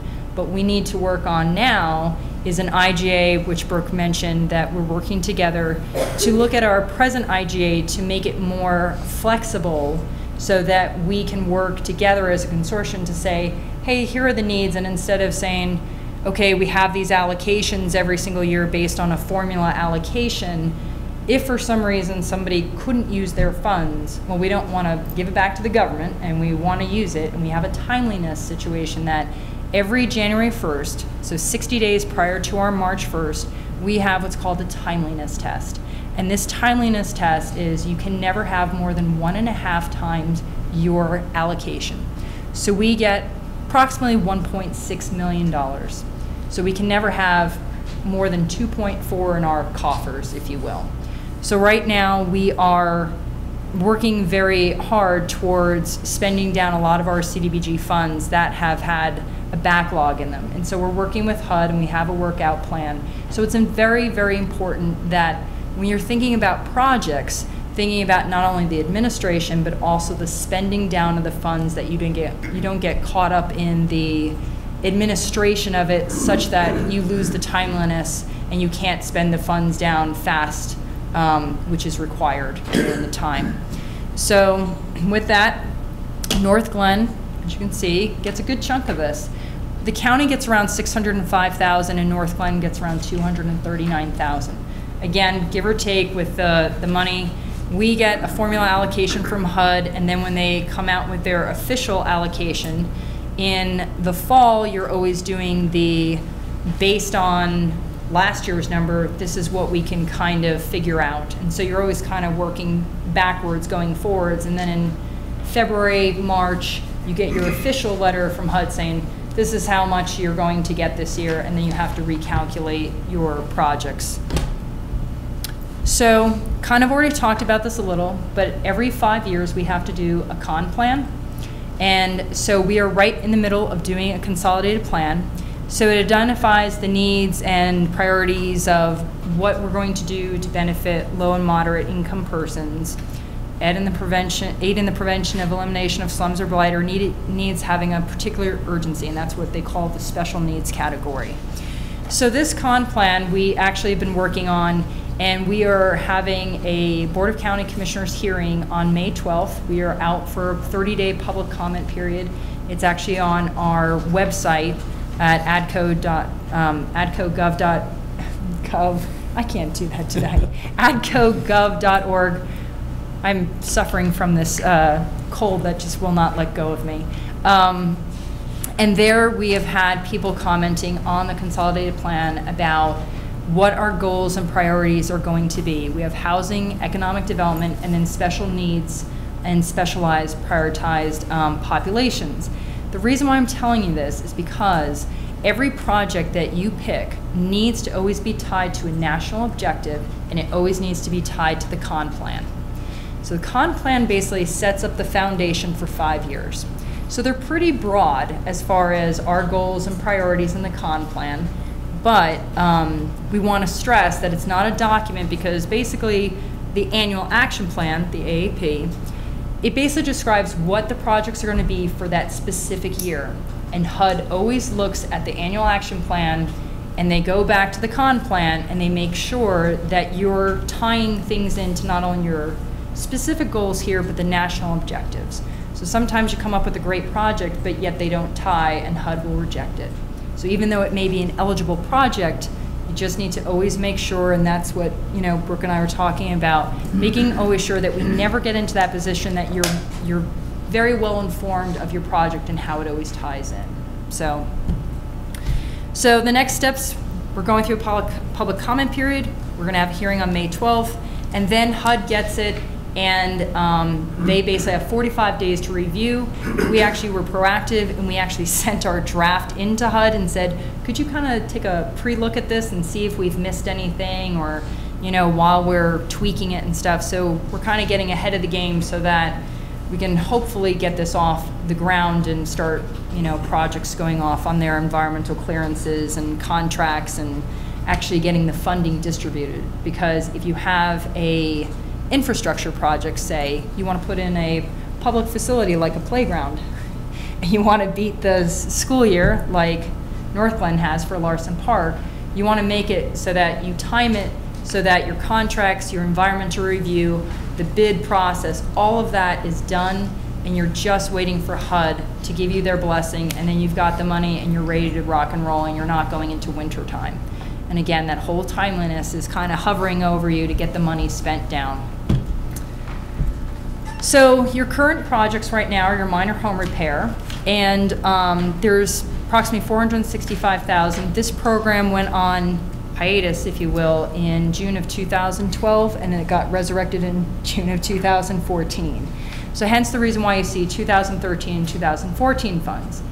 HUD does not recognize years. What they recognize is money coming in and coming out. So if your money is coming out and you still have 2013 funds, it's going to start drawing from the 2013 funds first. It is currently underway. It's been, we've had some training at first, and that was good. And then you've got a lot of projects that came in. So just to give you an idea, there were 20 applications that we received, I think, over the past week or two. Of those 20 applications, maybe they're $1,000, $2,000. A lot of people don't understand that minor home repair is not a handyman kind of fund. It is for imminent threat, public safety, things that handicap rails, furnaces that need to be fixed. They don't have heat. Their roof needs to be fixed. A sewer line is broken. They can't use their facilities in their home. These are major ticket items. And in Northglenn, your housing stock is very different from ours in unincorporated. It's a lot bigger. It's a little newer. But there's a lot more of it. So a roof that would normally cost in unincorporated Adams County for maybe $4,000 or $5,000 is costing a lot more in Northglenn, like $11,000. Or a sewer line could cost $12,000. And then when we get in there, we start seeing things, and we can't just fix it. We have to fix it and make sure it's up to code. So that sometimes puts a little bit more money onto it. So everybody faces that cap issue. We want to help as many people as we can. But when you're faced with a person who needs heat, a roof, and their sewer line, you're kind of like, that's the trifecta of public health and safety, so which ones do we choose? Tough decisions. Not ones that I want to make, so. Ones I get to make. Brooke makes them, So what's the cap on funding for anything? Right now, what we presented to council for this program was a $7,000 cap per household. And the idea was to reach as many homes as we can and residents that we can. There's been, I think, 2 of the requests that we've gone up to $10,000 because of the life safety issue. One was where we had a furnace and a water heater that had been red flagged by Excel for carbon monoxide. And so the challenge there is that it's a life safety issue, and basically in order to get it up to code, we needed to replace both fixtures. So that's an example of what we run into. And as she was alluding to, there's the other aspect that we get in a lot of the requests we've had recently is people want their gutters fixed. But the gutters aren't creating a drainage problem. They're old and they're unsightly, and people want to see them fixed. And so that's kind of the challenges we run into. Others are where we have folks who are on the verge of actually not being able to stay in their home because they don't have accessibility. They need ramps installed and things of that nature. So those are the challenges that we run into on a regular basis. They go through a pretty, I shouldn't say rigorous, but it's very detailed tax returns, bank accounts. We really look into making sure that these people are definitely in a situation where they absolutely need the assistance, and not saying, I want to remodel my house, or I'm getting ready to put it on the market, or we make sure that the assistance that's being given is absolutely needed and is deserved. Because we're always under the low income, moderate criteria of CDBG. I'm just curious, what is the time frame of cutting through all the red tape from somebody that's got a life safety issue to when they actually get the funds? So as part of this, we have to make sure that first they're income qualified. And so we do the intake, and then we forward that over to the Adams County staff, and then they do another scrub to make sure that we provide the proper documentation. And then generally we get their, at that point, they've been certified to be able to do the work, to have work performed on their house.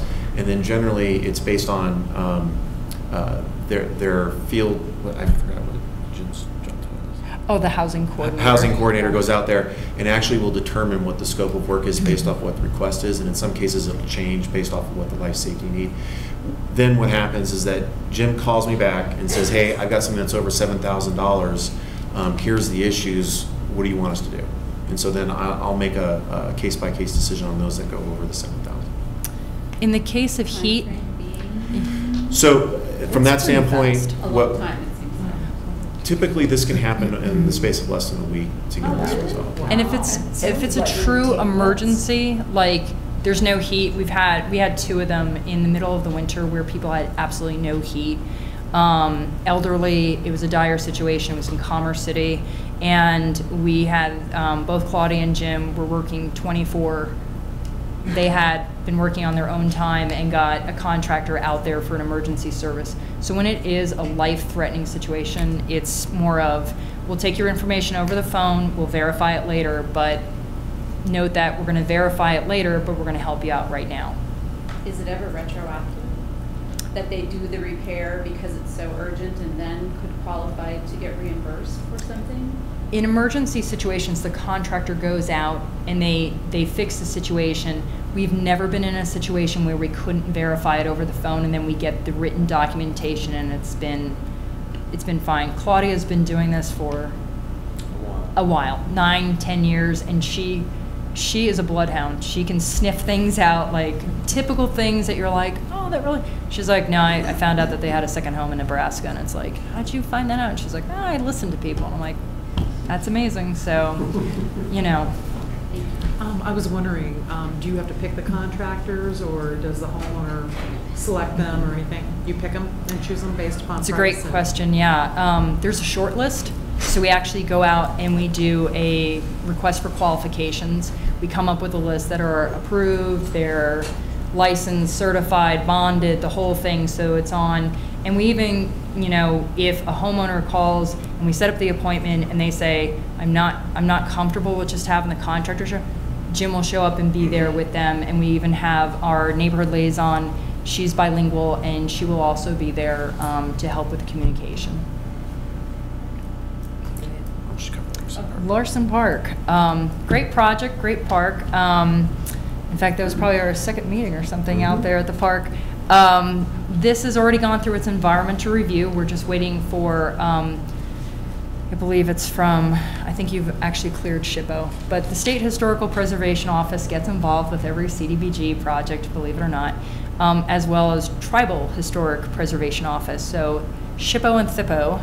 And they have 30 days to get in their comments. And even if they don't write in, we have to wait the required 30 days. And that's what environmental reviews take so long to do. We have to do photos. We have to send out the required letters. It's almost as if we were doing a planning case referral. So you'd go out to Division of Wildlife, you go out to all these agencies.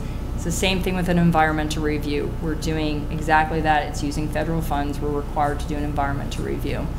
And Larson Park has passed with flying colors, so now I think you're in the bid qualification, right. Getting your. So what we've done is this is a project that's going to require Davis-Bacon, and does everybody understand what Davis-Bacon? Okay, great. We'll spend time on that. So basically, they've provided us the necessary language to insert into our normal procurement document for the CDBG Davis-Bacon provisions that we will then throw out there, and then this actually, as we got listed here, we're planning to put this out to bid in the summer and construction in the fall and have it completed by the end of the year.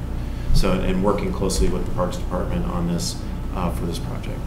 Right, so we don't want to get too ahead of ourselves. It's like, great, we got all our environmental review, we got the contract, but we're still waiting for HUD to approve the annual action plan.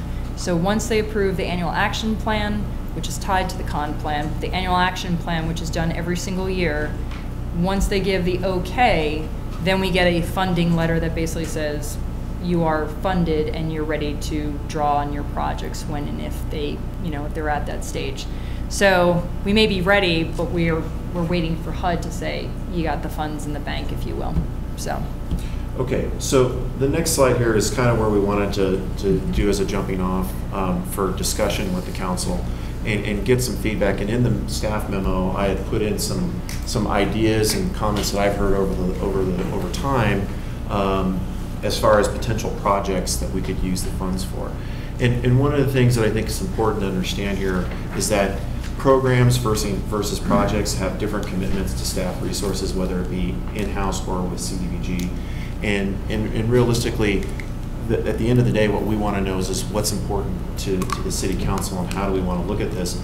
Based on the feedback you give us tonight, what we'd like to do is to come back and try to create a 5-year plan in terms of how we would look at spending some of this money. So with that, I'll open it up to any comments or suggestions at this point.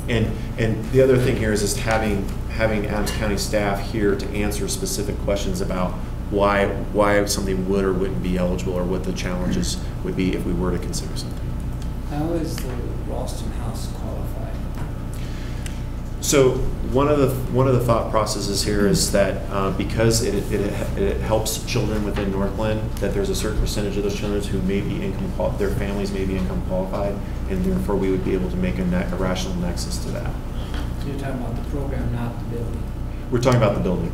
So we would look to do we would potentially look to do a CIP and perhaps break out a portion of the project and do it as a CDBG project. Based on what it's going to cost, it could use up our entire allotment. It would more than use up. Yeah. Right. So in this case, it could be something where you say, city staff, we'd like to consider using CDBG funds in program year 2017 toward the Ralston House for capital improvements. And then what we would do is work with the city, with Adams County staff to determine the eligibility requirements and what thresholds we would need to meet in order to qualify for that. And again, if we did use that, we'd be involved in Davis-Bacon, and I'm not sure we want to do that. Well, and so one of the things that we thought about with this is that let's just say that there's water and sewer or there's site and grading work that needs to be done, is that if we could break that out as a separate project, or say the demo costs for the existing infrastructure that's there, that we could specifically apply those funds so that we wouldn't make the entire project Davis-Bacon. Right. That would work. With that kind of, I just want to have a follow-up with that. With the Ralston House, it would be considered, so you have types. So you have, when you tie it with the con plan, with your annual action plan, there's always, the projects have types: housing, infrastructure, code enforcement, public facilities. The list is pretty extensive, but you have to have a type and you have to have a diversity of those types. Ralston House would fall under what's called a public facility. And so you would always make sure, once you use CDBG money, forever CDBG with the project, no matter, even if it's part of the project, you always have to be making sure that Ralston House, the end game, if the building has not been built yet, you would say to HUD, well, it's going to be, the end purpose is this. And then they would say, well, as long as the minimum 51% of those that they're serving are low to moderate income, and they will always have to track that. So when you're thinking of property acquisition or building or anything like that, just keep in mind that the 51% never goes away. And so it could present a bit of a burden in a very HUD way, if you will. They're a great, Ralston House is great, and they do great work. It's just that you always need to make sure that they know all the things that might have to be associated with their facility to say, how are we going to track that? That means someone's going to always be tracking that. But it may be very simple, but it's just something that they always have to keep in mind. All right, questions? Yeah, I was wondering, if you did this home loan revolving program, how management intense do you view that to be? Intense. That's what I thought. And who would do that? Would that be city or county or both, or It would what? likely be city. Okay, that's what I was concerned about. And then the other one was, do you have any idea of what percent of the code enforcement abatements are people that would be in the qualified area? We don't. And I think the Citizen Advisories Board has brought this up multiple times and expressed concern about this. And for code enforcement, and I'll let Joelle back me up here when I put my foot in my mouth, but primarily what it pays for is for administrative staff. It doesn't actually pay for abatements. Right. And that's the biggest challenge that we have. So that if we write a violation and someone can't afford to have a tree removed or something like that, we can't really use the CDBG funds for that purpose. Right. So the other, specifically, because this is one of those, Federal Heights has a very successful program. They have a code enforcement program where they use CDBG funds. Half of their allocation goes to an inspector that goes around enforcing in areas where it says for HUD, only in deteriorating or deteriorators where such enforcement, together with public or private improvements, rehabilitation, or services to be provided, may be expected to arrest the decline of the area. So it's always one of those, there's a catch, but they've been very successful in the salaries, but when it comes to actually abating as far as they have a very strong and comprehensive rental housing program. So you have to register your house as far as if it's a rental, you have to follow these guidelines, has to have And so it's a way for those low-income residents to actually call in without having to tell on their landlord or whatever to say, the front door doesn't even work, this and that. The inspector comes in, they get the call, and they come in and they inspect the property, and they make the landlord bring it up to code and to fix the issue without having that landlord-tenant dispute or any uneasiness. And it's been really great, but they cannot use CDBG for enforcement like in court or doing any of the actual code. I don't really understand why it doesn't pay for improvements, like if you have a tree limb hanging over a roof that could cause damage. I mean, that kind of thing. I'm not sure if it can do home improvements or roof repairs. Why can't it be used for like a tree limb removal over a home or something? It just can't. I mean, it's just it can't. It can only be used for salaries. So it can only be used for the code officer going out there and going, "There's a tree limb, you got to fix it," type of thing. But it's not. It cannot be used for the actual abatement of that tree limb. So can we do some accounting then, Brooke? Because if we can get that paid for a salary, can we not just take our money that we were going to pay that salary and then put it towards a fund to help out with the abatement? Does that make sense? So just do some I mean, I think what you're saying is use CDBG funds to pay for an FTE, and then what that FTE salary would be applied to tree removal. For abatement. I mean, that is something that we can definitely look at. Yes. Right. Why do you have that in your abatement services, tree removal? Because this is what I've heard from the CAB and from other folks, and so I wanted to get these issues, not necessarily whether they're eligible or not, but to get them out on the table and get questions answered. Okay. Any other questions? I don't have a question, but that was definitely the one that I would have leaned towards because we've talked about tree removal and limb removal for so long, and it's just proliferating throughout the city. So definitely, to me, that would be the one I would want to look into and find out how we can do it, because it not only meets most of those eligibility requirements, but it's serving the low-income elderly population of Northglenn. I think it's urgent. We see it. We drive around. We see all the horrible trees hanging over.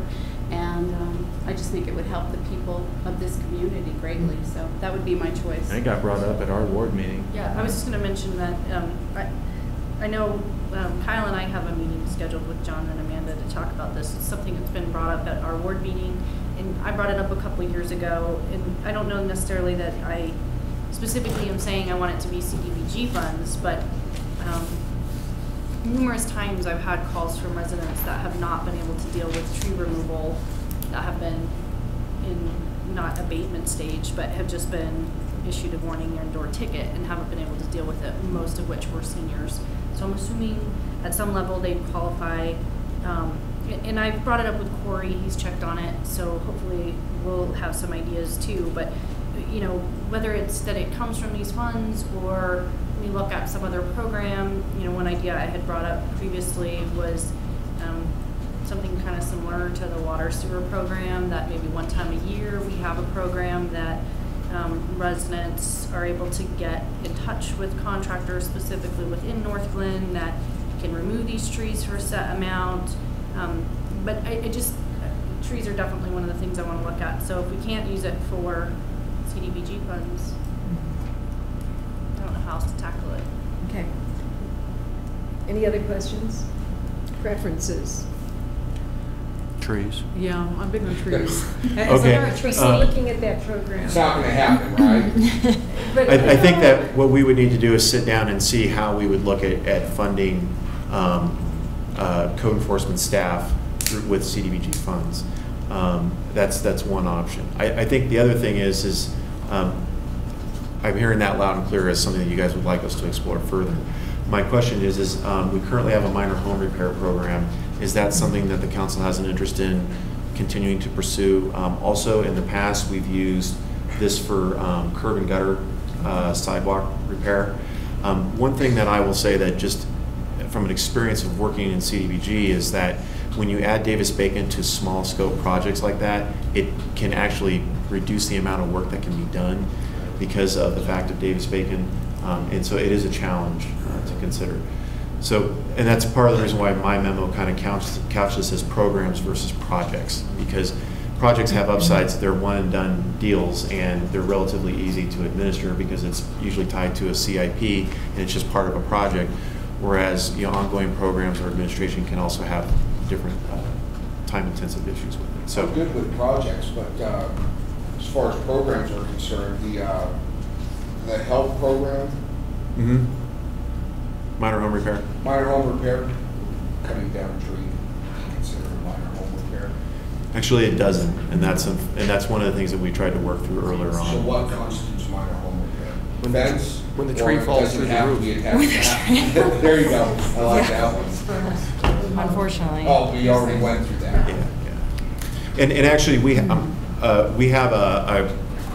jointly developed program guidelines as far as what the eligible scope of work is for minor home repair, and I'll recirculate that out to all the council members. So you have on your list landscape maintenance. Now, that's a no, but what if it's on public property? Is that possible?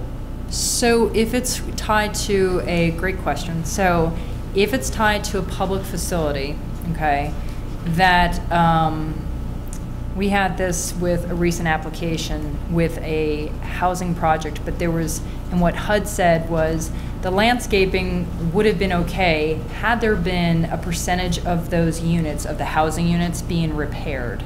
So it was tied in linking both things, but if it was just landscaping and outdoor stuff, it was a no-go. It had to be attached with some type of rehab, of housing rehab.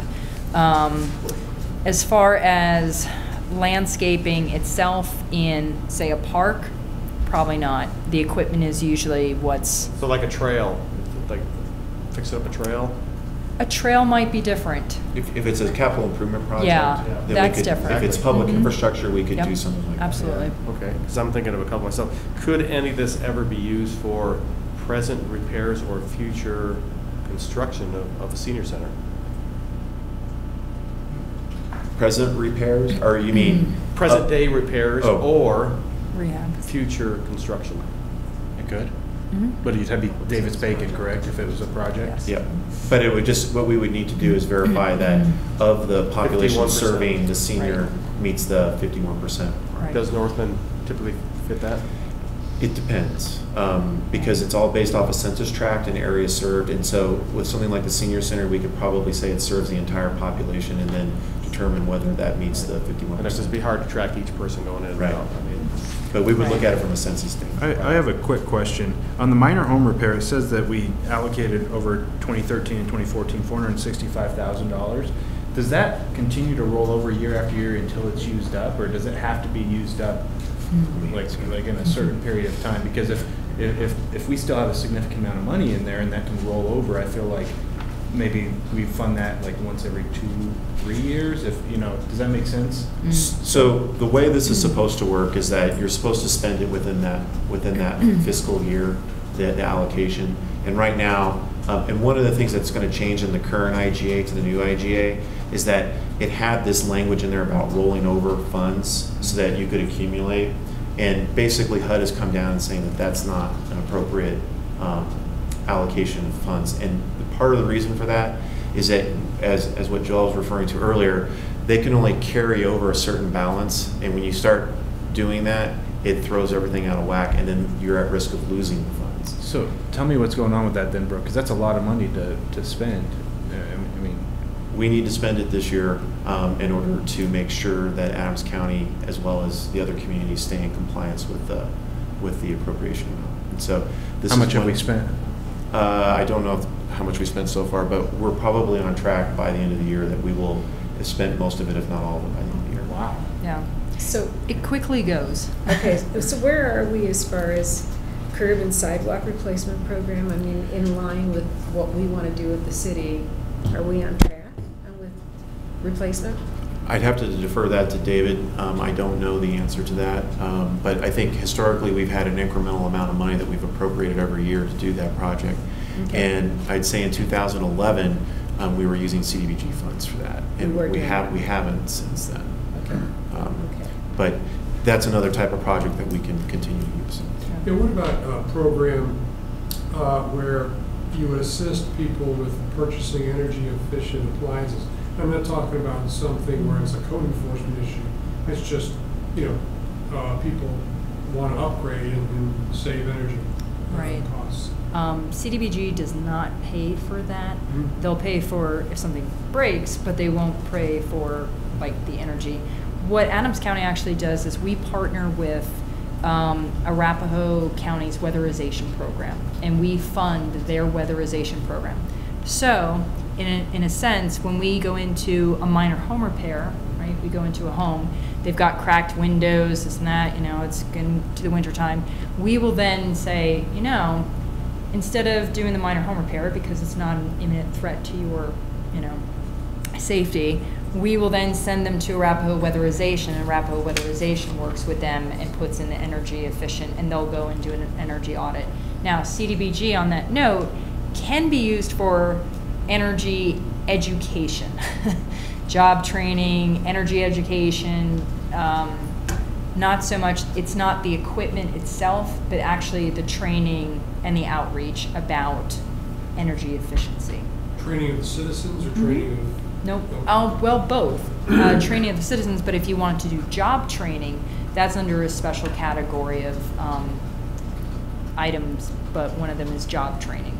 So, but you must always make sure that that job training, the end result is making sure that those jobs are serving 51% of low, you know, low moderate income. So for me, you know, I would like to see the continuation of the minor home repair program, and maybe look into the Ralston House, because I don't know how that would work or not, but and how much time it would take to keep track of all those funds. So, anybody else have any The comments? Ralston House one concerns me a little bit, just because of the Davis-Bacon and because it sounds like it might be pretty labor-intensive as time goes on with reporting for a new project. Is that what you were saying earlier? That It they would have can. to I think that it's a CIP project, so it's more like the Larson Park scenario. What I think Gene was getting to is that that's a multi-million-dollar project, and you don't want $239,000 to require the entire project to be Davis-Bacon, because then that has a huge cost factor.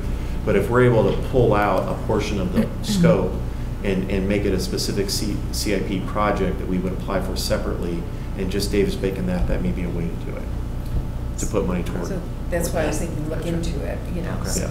So just Anybody to, else? Yeah, just to confirm, I think I know my answer, but the monies, they cannot be used for a specific neighborhood either, because everybody has to apply individually. So if we had a specific neighborhood that needed cleanup. You mean from a code enforcement standpoint? Yes. Okay, no. But let's say that we had a neighborhood that met the 51% threshold and it needed new curb and gutter and sidewalk or overlay for street. Or alley issues. Or what? Or alley issues. Potentially, yeah. That could be something where we could work with the Adams County staff to determine its eligibility and do something like that.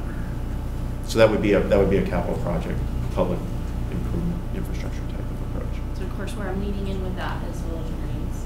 Mm-hmm. Anything that we Well can do aware. over there. Yeah. And so just to clarify too, Brooke, starting in 2016, it's pretty much a clean slate. We'll have $239,000. Correct. Nothing will potentially be rolling over. That's flat. That's what we're shooting for. And so with that, our application is typically done in September, October for funds that become available in March, April, which typically, for what Joel was walking you through in terms of the annual approval plan and everything else, typically don't become available until June, July, when we get things rolling. So that's sort of the process. Okay. Any other, Leslie? I just wanted to say I'm for the minor home repair and figuring out a way we can maneuver around to help facilitate tree limb removals and different things, however that would be legitimately correct to do. Because seniors cannot get up on their roofs and cut their trees down, and they may not have the money. If you've ever looked into what it costs to cut down a tree or trim a tree. I know, I've just gotten a couple quotes. Anybody else have it? I agree with her as far as utilization of the funds, so. All right, anybody else? So my answer to that is, so basically we just need to hire some code enforcement officers that know how to cut down trees. That's right. And they'll pay the guys There to you cut go. down trees, am I correct? But we're not gonna hire I you. know it sounds stupid, but. So here's what I would throw out there is that we're going on to private property with public employees, and there's a liability and risk issue associated with that. And so that's something that we have to be mindful of as well. So we'll be mindful of, but it would pay for those employees. That just, how stupid it is. That it will pay a salary that this person's already getting paid through the city, but won't help eliminate the problem. I mean, it's ridiculous. You can't also substitute, I mean, we can't take somebody who's already on our payroll and fund that position with CDBG funds, can we? Or don't we have to add additional staff? It can be an existing staff member. You can. I hear what you're saying, and I think what we can do is we can put our heads together at the department level and figure out what a program might look like to accomplish what you're doing. I'm not suggesting that. I understand. Really, I was just saying it. I get it. As a joke, because that's how ridiculous the whole thing is. Right. And I think that, guys understand that the challenge here is we're dealing with federal dollars, and so it's the transparency component and making sure that we can be accountable for how it's spent, because someone's going to ask that question down the road, is where'd that money go? And that's the challenge with CDBG funds. I mean, there's other ways to address your concern that don't involve getting CDBG involved. So. Okay, any other comments? Since The feds are the ones asking, where did that money go? I'm being sarcastic. No, they do. There's an extensive auditing process, and that's part of why this is. I know, and I get it. Just, Brooke, I guess just one final question on the whole idea of funding the position, the FTE. Would we have to potentially change like a job description or anything, or could it just be? It would be. So it might be pretty easy to do, yeah. and then just use the money that I'm we seeing were shaking of a head back there. So, okay. All right. Well, it's supposed to be for low income, but the city can afford to pay its employee to go over. We're running out of time. So is there any other? You're cutting me Yes, off. I am. Anything else? All right. Great. Thank you for coming. Thank you. Sorry, Joe. All right. Yeah. All right, next. Brooke, stay where you are. We have another one for you. All right. So in the interest of time, the next agenda item, I did provide a staff report, which I'm desperately looking for. Here it is. And I guess I would just be open to help answer any questions for this next one, or if there's any more that you'd like me to add to the conversation here. All right, questions? Has anybody read this? Yes. Okay, so why don't you give a brief summary? Oh, sure. So for the folks out in TV land, this is just an update to the City Council regarding the SCL Hospital project and the city proposing to build a signalized intersection and streetscape associated with access control related to the development of the project. Okay. All right. Any comments? Keep moving. So the only thing that I think is we should take the median out personally. That's my whole thing, Take what out? The median out of that area. I know you say no, but we're having more and more problems. One of the things that we're going to look at doing is putting in a raised median, which I think will help with pedestrian and access. And actually, when we get into the corridor master plan, we're going to be talking about more of that. I mean, not the corridor, the civic campus / community center corridor master plan. We'll talk more about how the ped connectivity is going to work. All right. Any other comments, questions? None? Okay, thank you for that one. Absolutely. And now the next one. Sure. So John had asked me to give council an update on the civic campus master plan process and where we are in the selection of final candidate. We started earlier this year with an RFP process in which we had 10 teams submit proposals.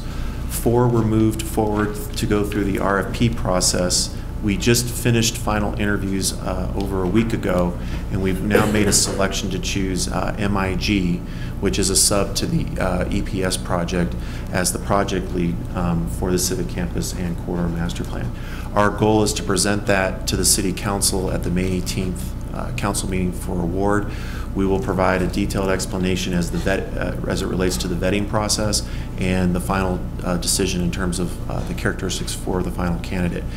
Briefly, I'll just cover the main tenets of the scope, which is a public engagement strategy, not only for council but also with the community.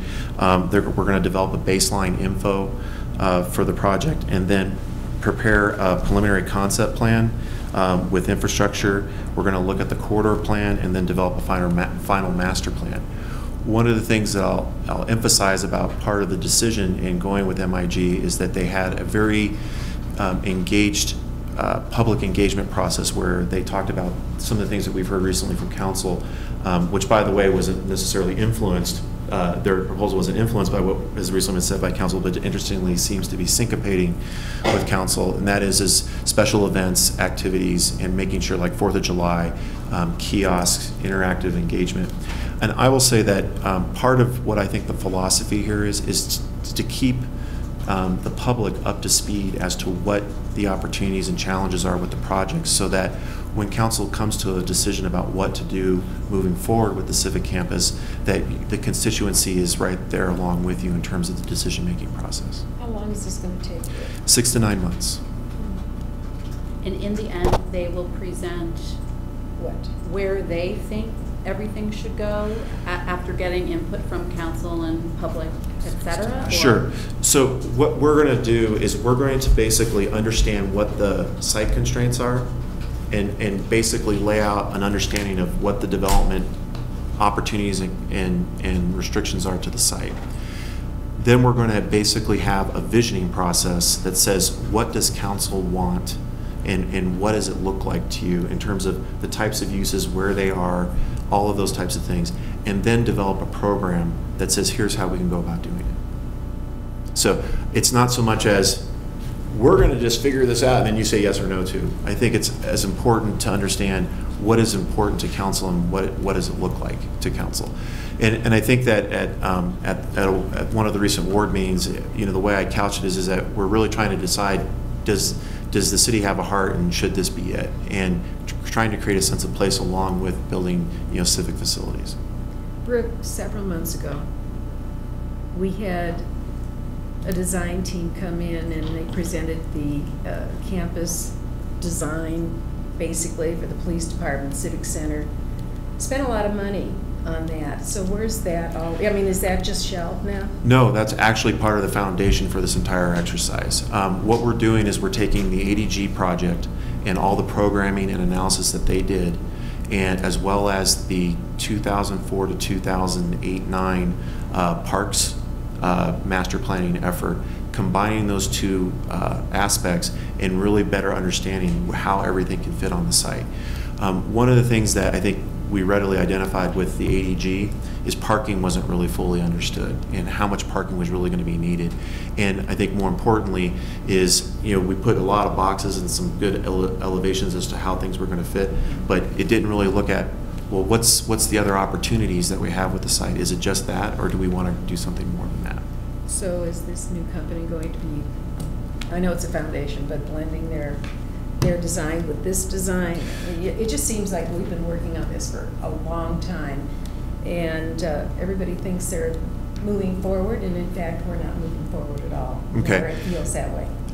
I think the big challenge here is how I'll couch it, is that this started out as a police needs facility, right, and trying to figure out where police is out of code, how do we fix it? And then the scope expanded to, well, let's look at City Hall. And then the question was, well, if we're looking at City Hall, why aren't we looking at the Parks and Rec facility?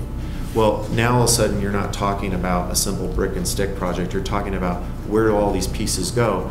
And I think, one of the challenges you run into is if you just look at one of those elements and you go and you build it over in the corner, you don't know whether or not you precluded yourself from doing something in the future that may have a bigger impact or more benefit to the community. At the end of the day, it's one of those questions where if you go and you build that and someone says, well, why didn't they ever think about this? And why didn't they look at that? That's what we're trying to do.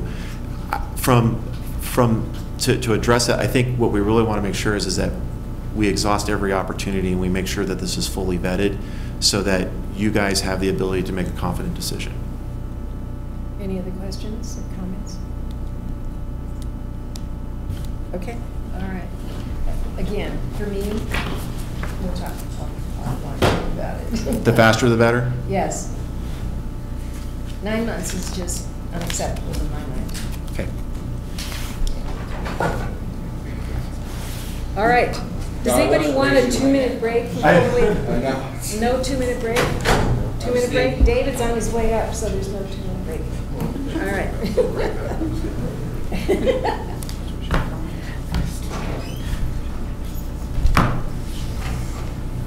Just mine's gonna be easy. Good evening, Mayor and Council. Paula Jensen, Director of Management Services, and my partner. Director of Public Works. We are here tonight requesting the reclassification of 3 positions. Both of our departments happen to just timing-wise line up nicely to both come tonight. I'm going to talk about the position in Management Services first, and then David will talk about the reclassifications he is seeking in the Public Works Department. You've seen the memo. We recently had a departure of a staff member who was our neighborhood program specialist in the Community Engagement Division. With that vacancy created, it allowed for me to do an audit of the position and make sure that the position as it currently is meeting the needs of what the work that needs to happen in community engagement. And it's not. The neighborhood program specialist position was created several years ago under different leadership with a whole host of different goals in mind for that position. Things changed and we found different tasks for that position, which was great, and it has served our needs. But with that said, and having this vacancy, we now have an opportunity to classify the position more appropriately and meet those needs. And so I'm requesting that the neighborhood program specialist position be reclassified to a special events coordinator position. The position would still report to the events supervisor that we just hired with council's approval, but would have more of a focus on the special events that council has requested us to implement this year and the next years to come.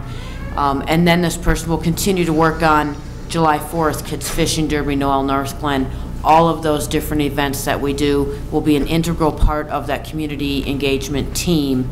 But the job description, which was attached to the memo, more appropriately describes what that work will be, and the salary range has been changed to more appropriately pay for those job duties. And it is a lower salary range than the neighborhood program specialist, based on a benchmark with our survey cities. So I'm happy to answer any questions that you have regarding the request. Is one person adequate for this position? Yes. I believe at this time, one person is adequate to do this. Absolutely. Well, if I could just ask or make a request, I see on yours that you provided the approximate annual cost, the $65,700. Right. On for David's request, I don't see that on there, and so just for consistency purposes, I would just like to see that same. David's going to talk about that with his memo. Okay. He's taking a different approach. Okay. So you would have that person, plus you would have Steve Stokes. Those are the only 2 you would have in that department? Well, in the community engagement division would be this current vacancy, Stephen Stokes and Jenny Murphy. And Jenny Murphy. Right. And what is Jenny's title? Because I don't remember. Just a second. Community outreach coordinator. Okay, and she has a different function. Right. Jenny runs all of the volunteer programs, does the community service programs, the partners with parks, the flower bed, the engagement with the different schools that come and do projects here. So she's running all of those, snowstormers. She will take on a couple duties from this, from the previous position. She will take on the responsibility for the Polycard Assistance Program and the Prescription Drug Discount Card Program. The time needed to take on those two programs is about 45 minutes a month. It's just a matter of collecting statistics that I send out to you guys with that management report. So she's not being impacted tremendously at all. And then the neighborhood program specialist also did some of the administrative work for the minor home repair program that Brooke was just talking about. Planning and development is taking back the responsibility of that program entirely. And one of his staff members will do that administrative work that the previous incumbent was doing. Which is why I believe, which is why I believe one position is adequate to meet the needs of these community events. Because we've taken away duties from it, shuffled someone back to planning and development, which makes sense, given Jenny a few things, and this position will focus strictly on events and kind of be the right hand for the event supervisor and get these events up and going and meet your wishes. All right, any other questions, comments? I just want to say I like what you've done with it. I like the reclassification. I think it fits the requirements of what this job entails, and I appreciate that. This has been done. So. Anything else? Okay. So before I let David take over on Yes. his positions, so with what I think is consensus and some nodding of heads, I will bring back a resolution next Monday to change the pay plan and the position summary that's part of the budget book, do an amendment to those two documents. And then I'll let David talk about his reclassifications. Good evening, Mayor, council members. As Paul said, I'm here to ask council to consider reclassifying two positions. Both positions have come to be and presented this opportunity because they've both been vacated. They've left the city. The first position would be our utility locator maintenance worker. That position was vacated, I believe, a few months ago. My proposal to council would be to change that position to not only utility locator, but a construction inspector as well. The second position was created right now as a vacancy because our manager of the church ditch operations has left the city as well. My proposal is to reclassify that position to a civil engineer 1 in the water resources group. That was a position that I had presented to council during the budget planning season for the ask in 2016. Right now, you know, you may not know, but the water resource division basically has two staff employees. Tammy, I've asked to join us here tonight, and she is the water resources coordinator, and we have a technician there. There's a whole range of work. You know, Tammy's done a great job in acquiring water rights. We had a Senate bill passed, that was signed by the governor last week. That is potentially going to save the city hundreds of millions of dollars in water that we've already purchased and may purchase in the future. There's an enormous amount of work with Berthoud Path and bringing on the ditch up there, and of course bringing the church ditch itself, and a whole host of conservation problems, augmentation plans, and I'm just pleased to be able to ask council for this tonight because Tammy is just overwhelmed with work in this division. So, you know, both of these positions are in the enterprise fund. There's little impact to the general fund, and I'd like to answer questions if I could, but I believe this is a good request, and I hope council will support it. Okay. Questions, comments? None? I think that's a general consensus. Yep. It does. It does. Thank you. So then to pull David's stuff in, when I come back next week, it will encompass his positions also. It will be just one memo from me, right, taking care of all of these reclassifications. Including Kyle's concern that he was. Sure. Yes. Yeah, I just like the consistency aspect of it. If that number's going to be placed on. Yep, I can. Yep, absolutely. You want salary and benefits? Yeah, the annual cost of the position. Okay. You bet. Thank you very much. All right. Okay. Thank you. Don't go anywhere, David. But I am. Okay. You can stay, Paula. I don't want to. But thank you for the offer. I appreciate it. Okay. David. Mayor, council members, the next memo tonight is basically a project overview of the headworks and clarifier. You know, I just want to make sure that I've attached basically an early conceptual plan of what the site will look like. If you'll note, we have the third secondary clarifier. There's a actual headworks facility. I'm planning on relocating the force main that goes diagonal across the site so that we have opportunity to develop that basically the southwestern section of the quadrant there. And of course, then once all that infrastructure gets in place, then we plan to decommission the 2 intake lagoons, which, as you know, as in recent times, caused some odor issues. And we're doing all we can with chemical additives to our waste stream. The Headworks facility itself will have odor treatment in there, like carbon filters and things like that, to help mitigate the odors that at times tend to migrate potentially to the property line of the facility. Where we are in the process right now is the statement of qualifications.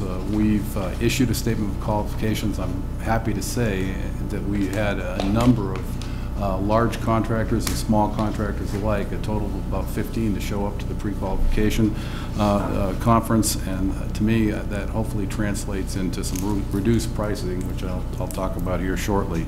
The next piece from that is our design team will select 3 contractors to move on to the request for proposal stage. That's a very important part of this project, because that will start, there's 4 big components of the project that they will assign early costs for. So in another month, I'll have a much better handle on the pricing. Right now, we're working off an early engineering estimate, which I'll talk about in a minute. I'm sure council will have questions on. But this is a process that when it gets to the RFP, the winning the person who we award this as a winning contractor will have a qualifying piece is basically what projects have they done in the past that were successful? How many change orders did they add? Were they able to keep their cost control down and things like that? That's part of it. But there will also be early costs that they put in with their RFP that we can award quantitatively on is what they would perceive elements of this project to cost. So that's very important. And then you've heard me talk about the CMAR process. That's construction manager at risk. What we hope to do out of this project is get the contractor to partner with the city at about 60% design and take the project to 95% design and look for value engineering from the winning contractor. I think it's very important to marry basically the design engineer and the contractor to reduce costs later on, to gain a full understanding of the project, and certainly to appreciate the contractor's opinions on how the project should be constructed and potentially to save costs. From that point on, we would be at least under contract to some smaller nominal value to get us through to the 95% design, at which time we'd give the contractor an opportunity to give us a final and best guaranteed maximum price for the project. That's where we would solidify final pricing for the project. I think this type of delivery system, I think at least to my knowledge, will be the first time it's done in this city. It's not all that common in the Front Range. Typical is design-build type of approach. This puts a lot of responsibility contractually back on the contractor, but I think it builds a better relationship between the contractor and the city, because you're not always questioning change orders, pay applications and things like that. It's a guaranteed maximum price. Now, unless the project has some major undiscoverable out there, or for instance, we can't get permission from Metro to use the interconnect to bypass the line, the costs are going to stay what they say, a guaranteed maximum price. And I think that gives the city the best opportunity to really partner in a sincere relationship with the contractor, with the design engineer, and with the quality control, the materials testing contractor, to have a successfully built project and bring the whole facility back into compliance with Colorado Department of Public Health. So that's kind of the process. So before I move into costs, are there any questions about the components we're building or the contractual process? Questions? Yeah, I have one. So up on the first bullet that we have here on the first page, it says we construct the headworks with mechanical screenings, screening to wash, defilter, defilter watering, I guess, grit removal, and then it says to replace the primary lagoons. And then the bottom one says we're going to decommission the primary lagoons, which is not necessary after we construct the headworks. And then in the budget, we have $1.46 million for decommissioning them. So are we really getting rid of them or not? Because it kind of sounds like we're replacing them, and then it's not necessary with the headworks. So Yeah, I I'm can see where confused with that. Yeah, and that's a great question. So the primary lagoons now act as a headworks, and what a headworks does is it not only screens out grits and sands to get into your system, it also screens out inorganic materials. I mean, we've had 30-foot tarps get up there, I've had basketballs in there, all those kind of things. And it's kind of funny because we have a permit to discharge a Big Dry Creek, but yet we can't do that because we can't meet the water quality requirements. And then you got, obviously, your biological activity always occurs in your 9-mile force main. So by the time it gets to the intake lagoons, you got grits, you got inorganic materials, and you got decomposing waste stream, which causes the odors. That's why we need a headworks. So the headworks will address and mitigate most of those issues. So the primary lagoons are no longer needed. So we have to decommission those because I can't let them sit up there contaminated like that. I'll have to clean out the lagoons. We'll have to level out the materials, take all the piping that's been contaminated out of there, and simply decommission the area for some other future use.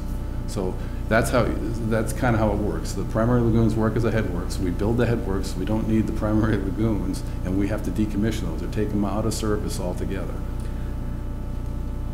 Is that making any sense? Okay, so we're getting rid of them once we have the headworks, and so we do have that expense. Okay. Okay. All right, any other questions? Comment. You suggest, based on the additional cost, that you might want to need to use $5 million out of the 0.5% sales tax. I wouldn't agree with that. I'd much rather see it still come out of the water fund. We've got a new water rate coming in, rate increase coming in, et cetera. And I'd like to see the utility stay as a utility, even though it's not technically a utility. So instead of planning on using the 4.95 out of the sales tax, just scratch that part and keep it in the enterprise, in the utility fund. Was there a reason? Jason can respond to that. Jason? Let me start with this. Is there any more questions on the structures themselves, and I'll jump into the. Okay. Any other questions? Okay. John. Well, John and Jason and I talked about this, and when I come back to council with a guaranteed maximum price, I'm going to need the appropriation in the account, and I don't think there's enough money there right now to cover the $14 million that's going to be needed for this project. And again, that's a good estimate right now, but it's not a firm price until I get the guaranteed maximum price. We looked at other kinds of funding strategies, and if you'd like to have Jason go through some of those, I guess he certainly can, but I think this is the one that we're going to be coming back with an amendment to the construction contract, because they're going to be under a small contract that's currently, that the appropriation will currently cover now. I don't think the fund can cover the full balance right now. And Jason, maybe you can add to that. I don't mind borrowing temporarily, but I think it should come out of the water rate. And you could borrow from, for instance, the general like fund. that. Yeah. You can borrow Jason? a little bit, but pay it back. Jason? So we could, like David said, the initial budget for the project was about $9 million, and estimated cost being $14 million. The original plan was to fund that strictly from water wastewater fund. We don't have, the funds available to do that. So the 0.5% sales tax right now that's going to the capital projects fund, that revenue is available to do infrastructure, water and sewer type of projects, and it has an accumulated fund balance that would support this project, and is specifically identified to do projects such as this. We could make a loan from the capital projects or general fund to the water fund to pay that back over time. That would be a possibility if that was desired, although this specific 0.5% sales tax is set aside for this type of use. So We can talk about it. I just say don't plan on you robbing that. Let's keep it in the utility that we got. And I agree. I mean, I like that idea of borrowing the money. I mean, that's a classic. So, but do we know if you have to get the water increase? And I think it was like $7 per household or something like that times 9,000 homes, whatever that is. And with businesses, how much is that a year, do you estimate? In my mind, I come up with close to $1 million a year. Probably Yeah. 700,000 or so. That's what I figure for residential, but you Yeah. also have business in there too. Which to me, if you did that, if you had to borrow $5 million, it'd be a 5-year payback on the 0.5% sales tax. On the 0.5% sales tax. Yeah. If you borrowed $5 million from the 0.5% sales tax that's generating, he's saying that. Right, it could potentially be, I haven't run the numbers to see what the payback would be, but. I like that direction at least something to look into. But by depleting that fund, would you be eliminating using that for some other reason? I mean, that you would Right, and use it for? if we were to pay that back from the water and sewer fund over that for any extended amount of time, as you see in David's memo, we have other projects that we're trying to build towards funding and paying for in 2021, 2024. So that would be just this is the first massaging the numbers, I guess, to make things work for now, and then set us up in a position 10 years from now as well, where it becomes a little bit more complicated about which pot of money, I guess, you're gonna want to use and when. Okay. So. Any other comments? So is there consensus from council to use the 0.5% sales tax and pay that back? I like it. Anyone else? I'm not quite sure what it's. really like yeah, it, I'm not but- sure what it's accomplishing I know. with what you guys said, because we're gonna have to use money from that fund for these future projects too. So. I think I need more information on that, to decide one way or the other. Well, we created the utility, the residents created the utility fund in the charter is totally separate. Right.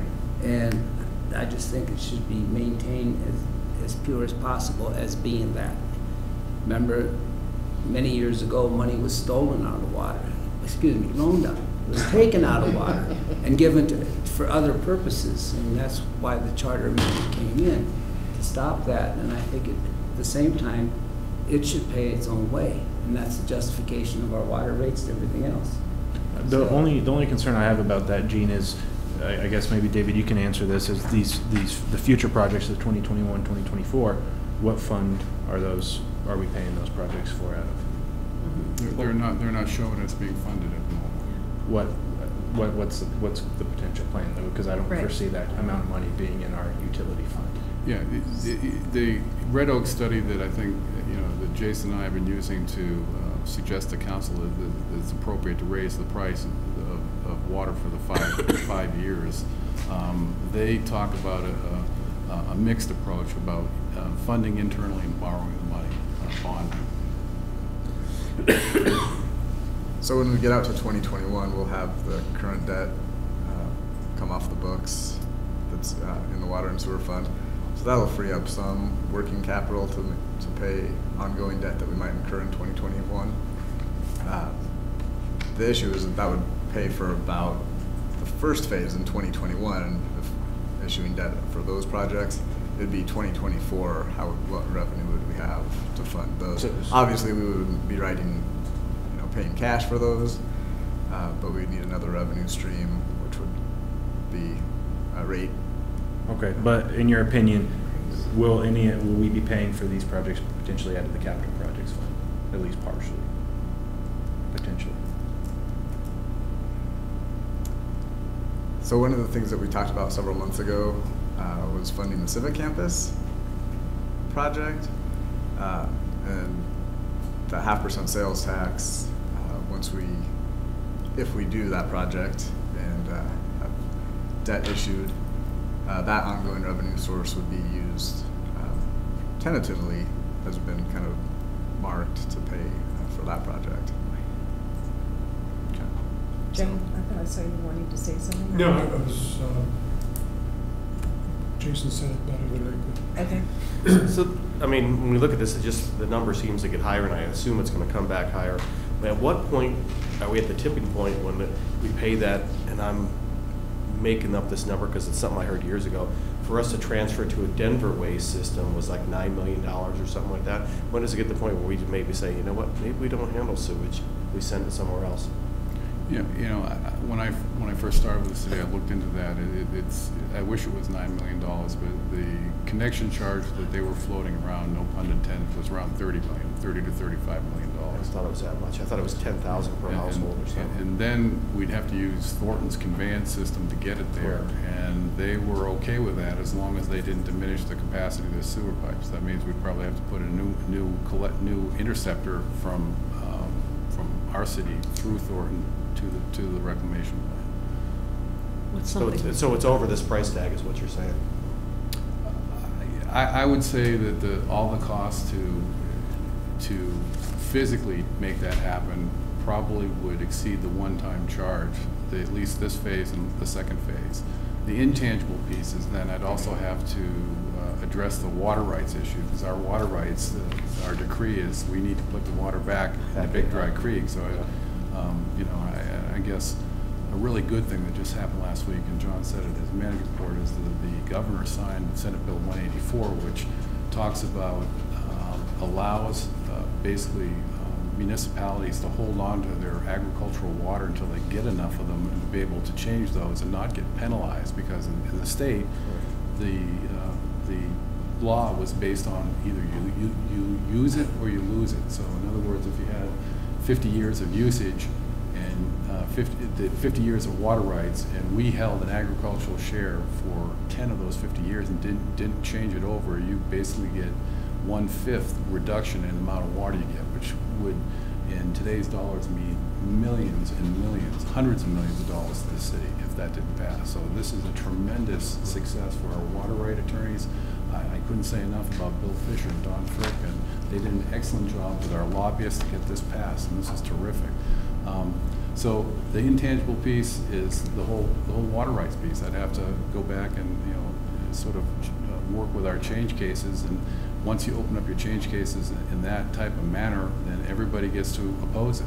So I'd have to defend it rigorously, and so there's a lot more to it than just physically, saying we can send our water to the reclamation district. It was certainly worth the question, and it's not worth taking off the table. It's certainly still potentially plausible sometime in the future, and we in fact may look into that. Thank you. Anything else? Okay. So, thank you, Council. All right, thank you. Kyle, you're up. So it's not going to be long, Mayor. I just wanted to talk about backyard chickens and beehives or beekeeping residentially, and I think it's a perfect time to be talking about it because Westminster is looking at this same topic right now. And so it got brought up at a couple of our ward meetings recently, and there was some support in the room behind both of them, and so I think that that's something maybe the council should be looking at. I think that the way Westminster is doing it seems like the most appropriate way to be doing it is that they've opened it up to community forums, and so they're having citizens come out and give their thoughts and their input on what they're wanting to see. And I know that this has been brought up to previous councils and wasn't moved forward, but I think that doing our due diligence and allowing our constituents to say what they want to say and to have their input and to see what, do what they want to do is the best way to go about this. And I think that another win that can come from this too is that the community engagement piece of it, and that we can get the community engaged in a topic and have their voices be heard. And so that's what I'm looking at right now.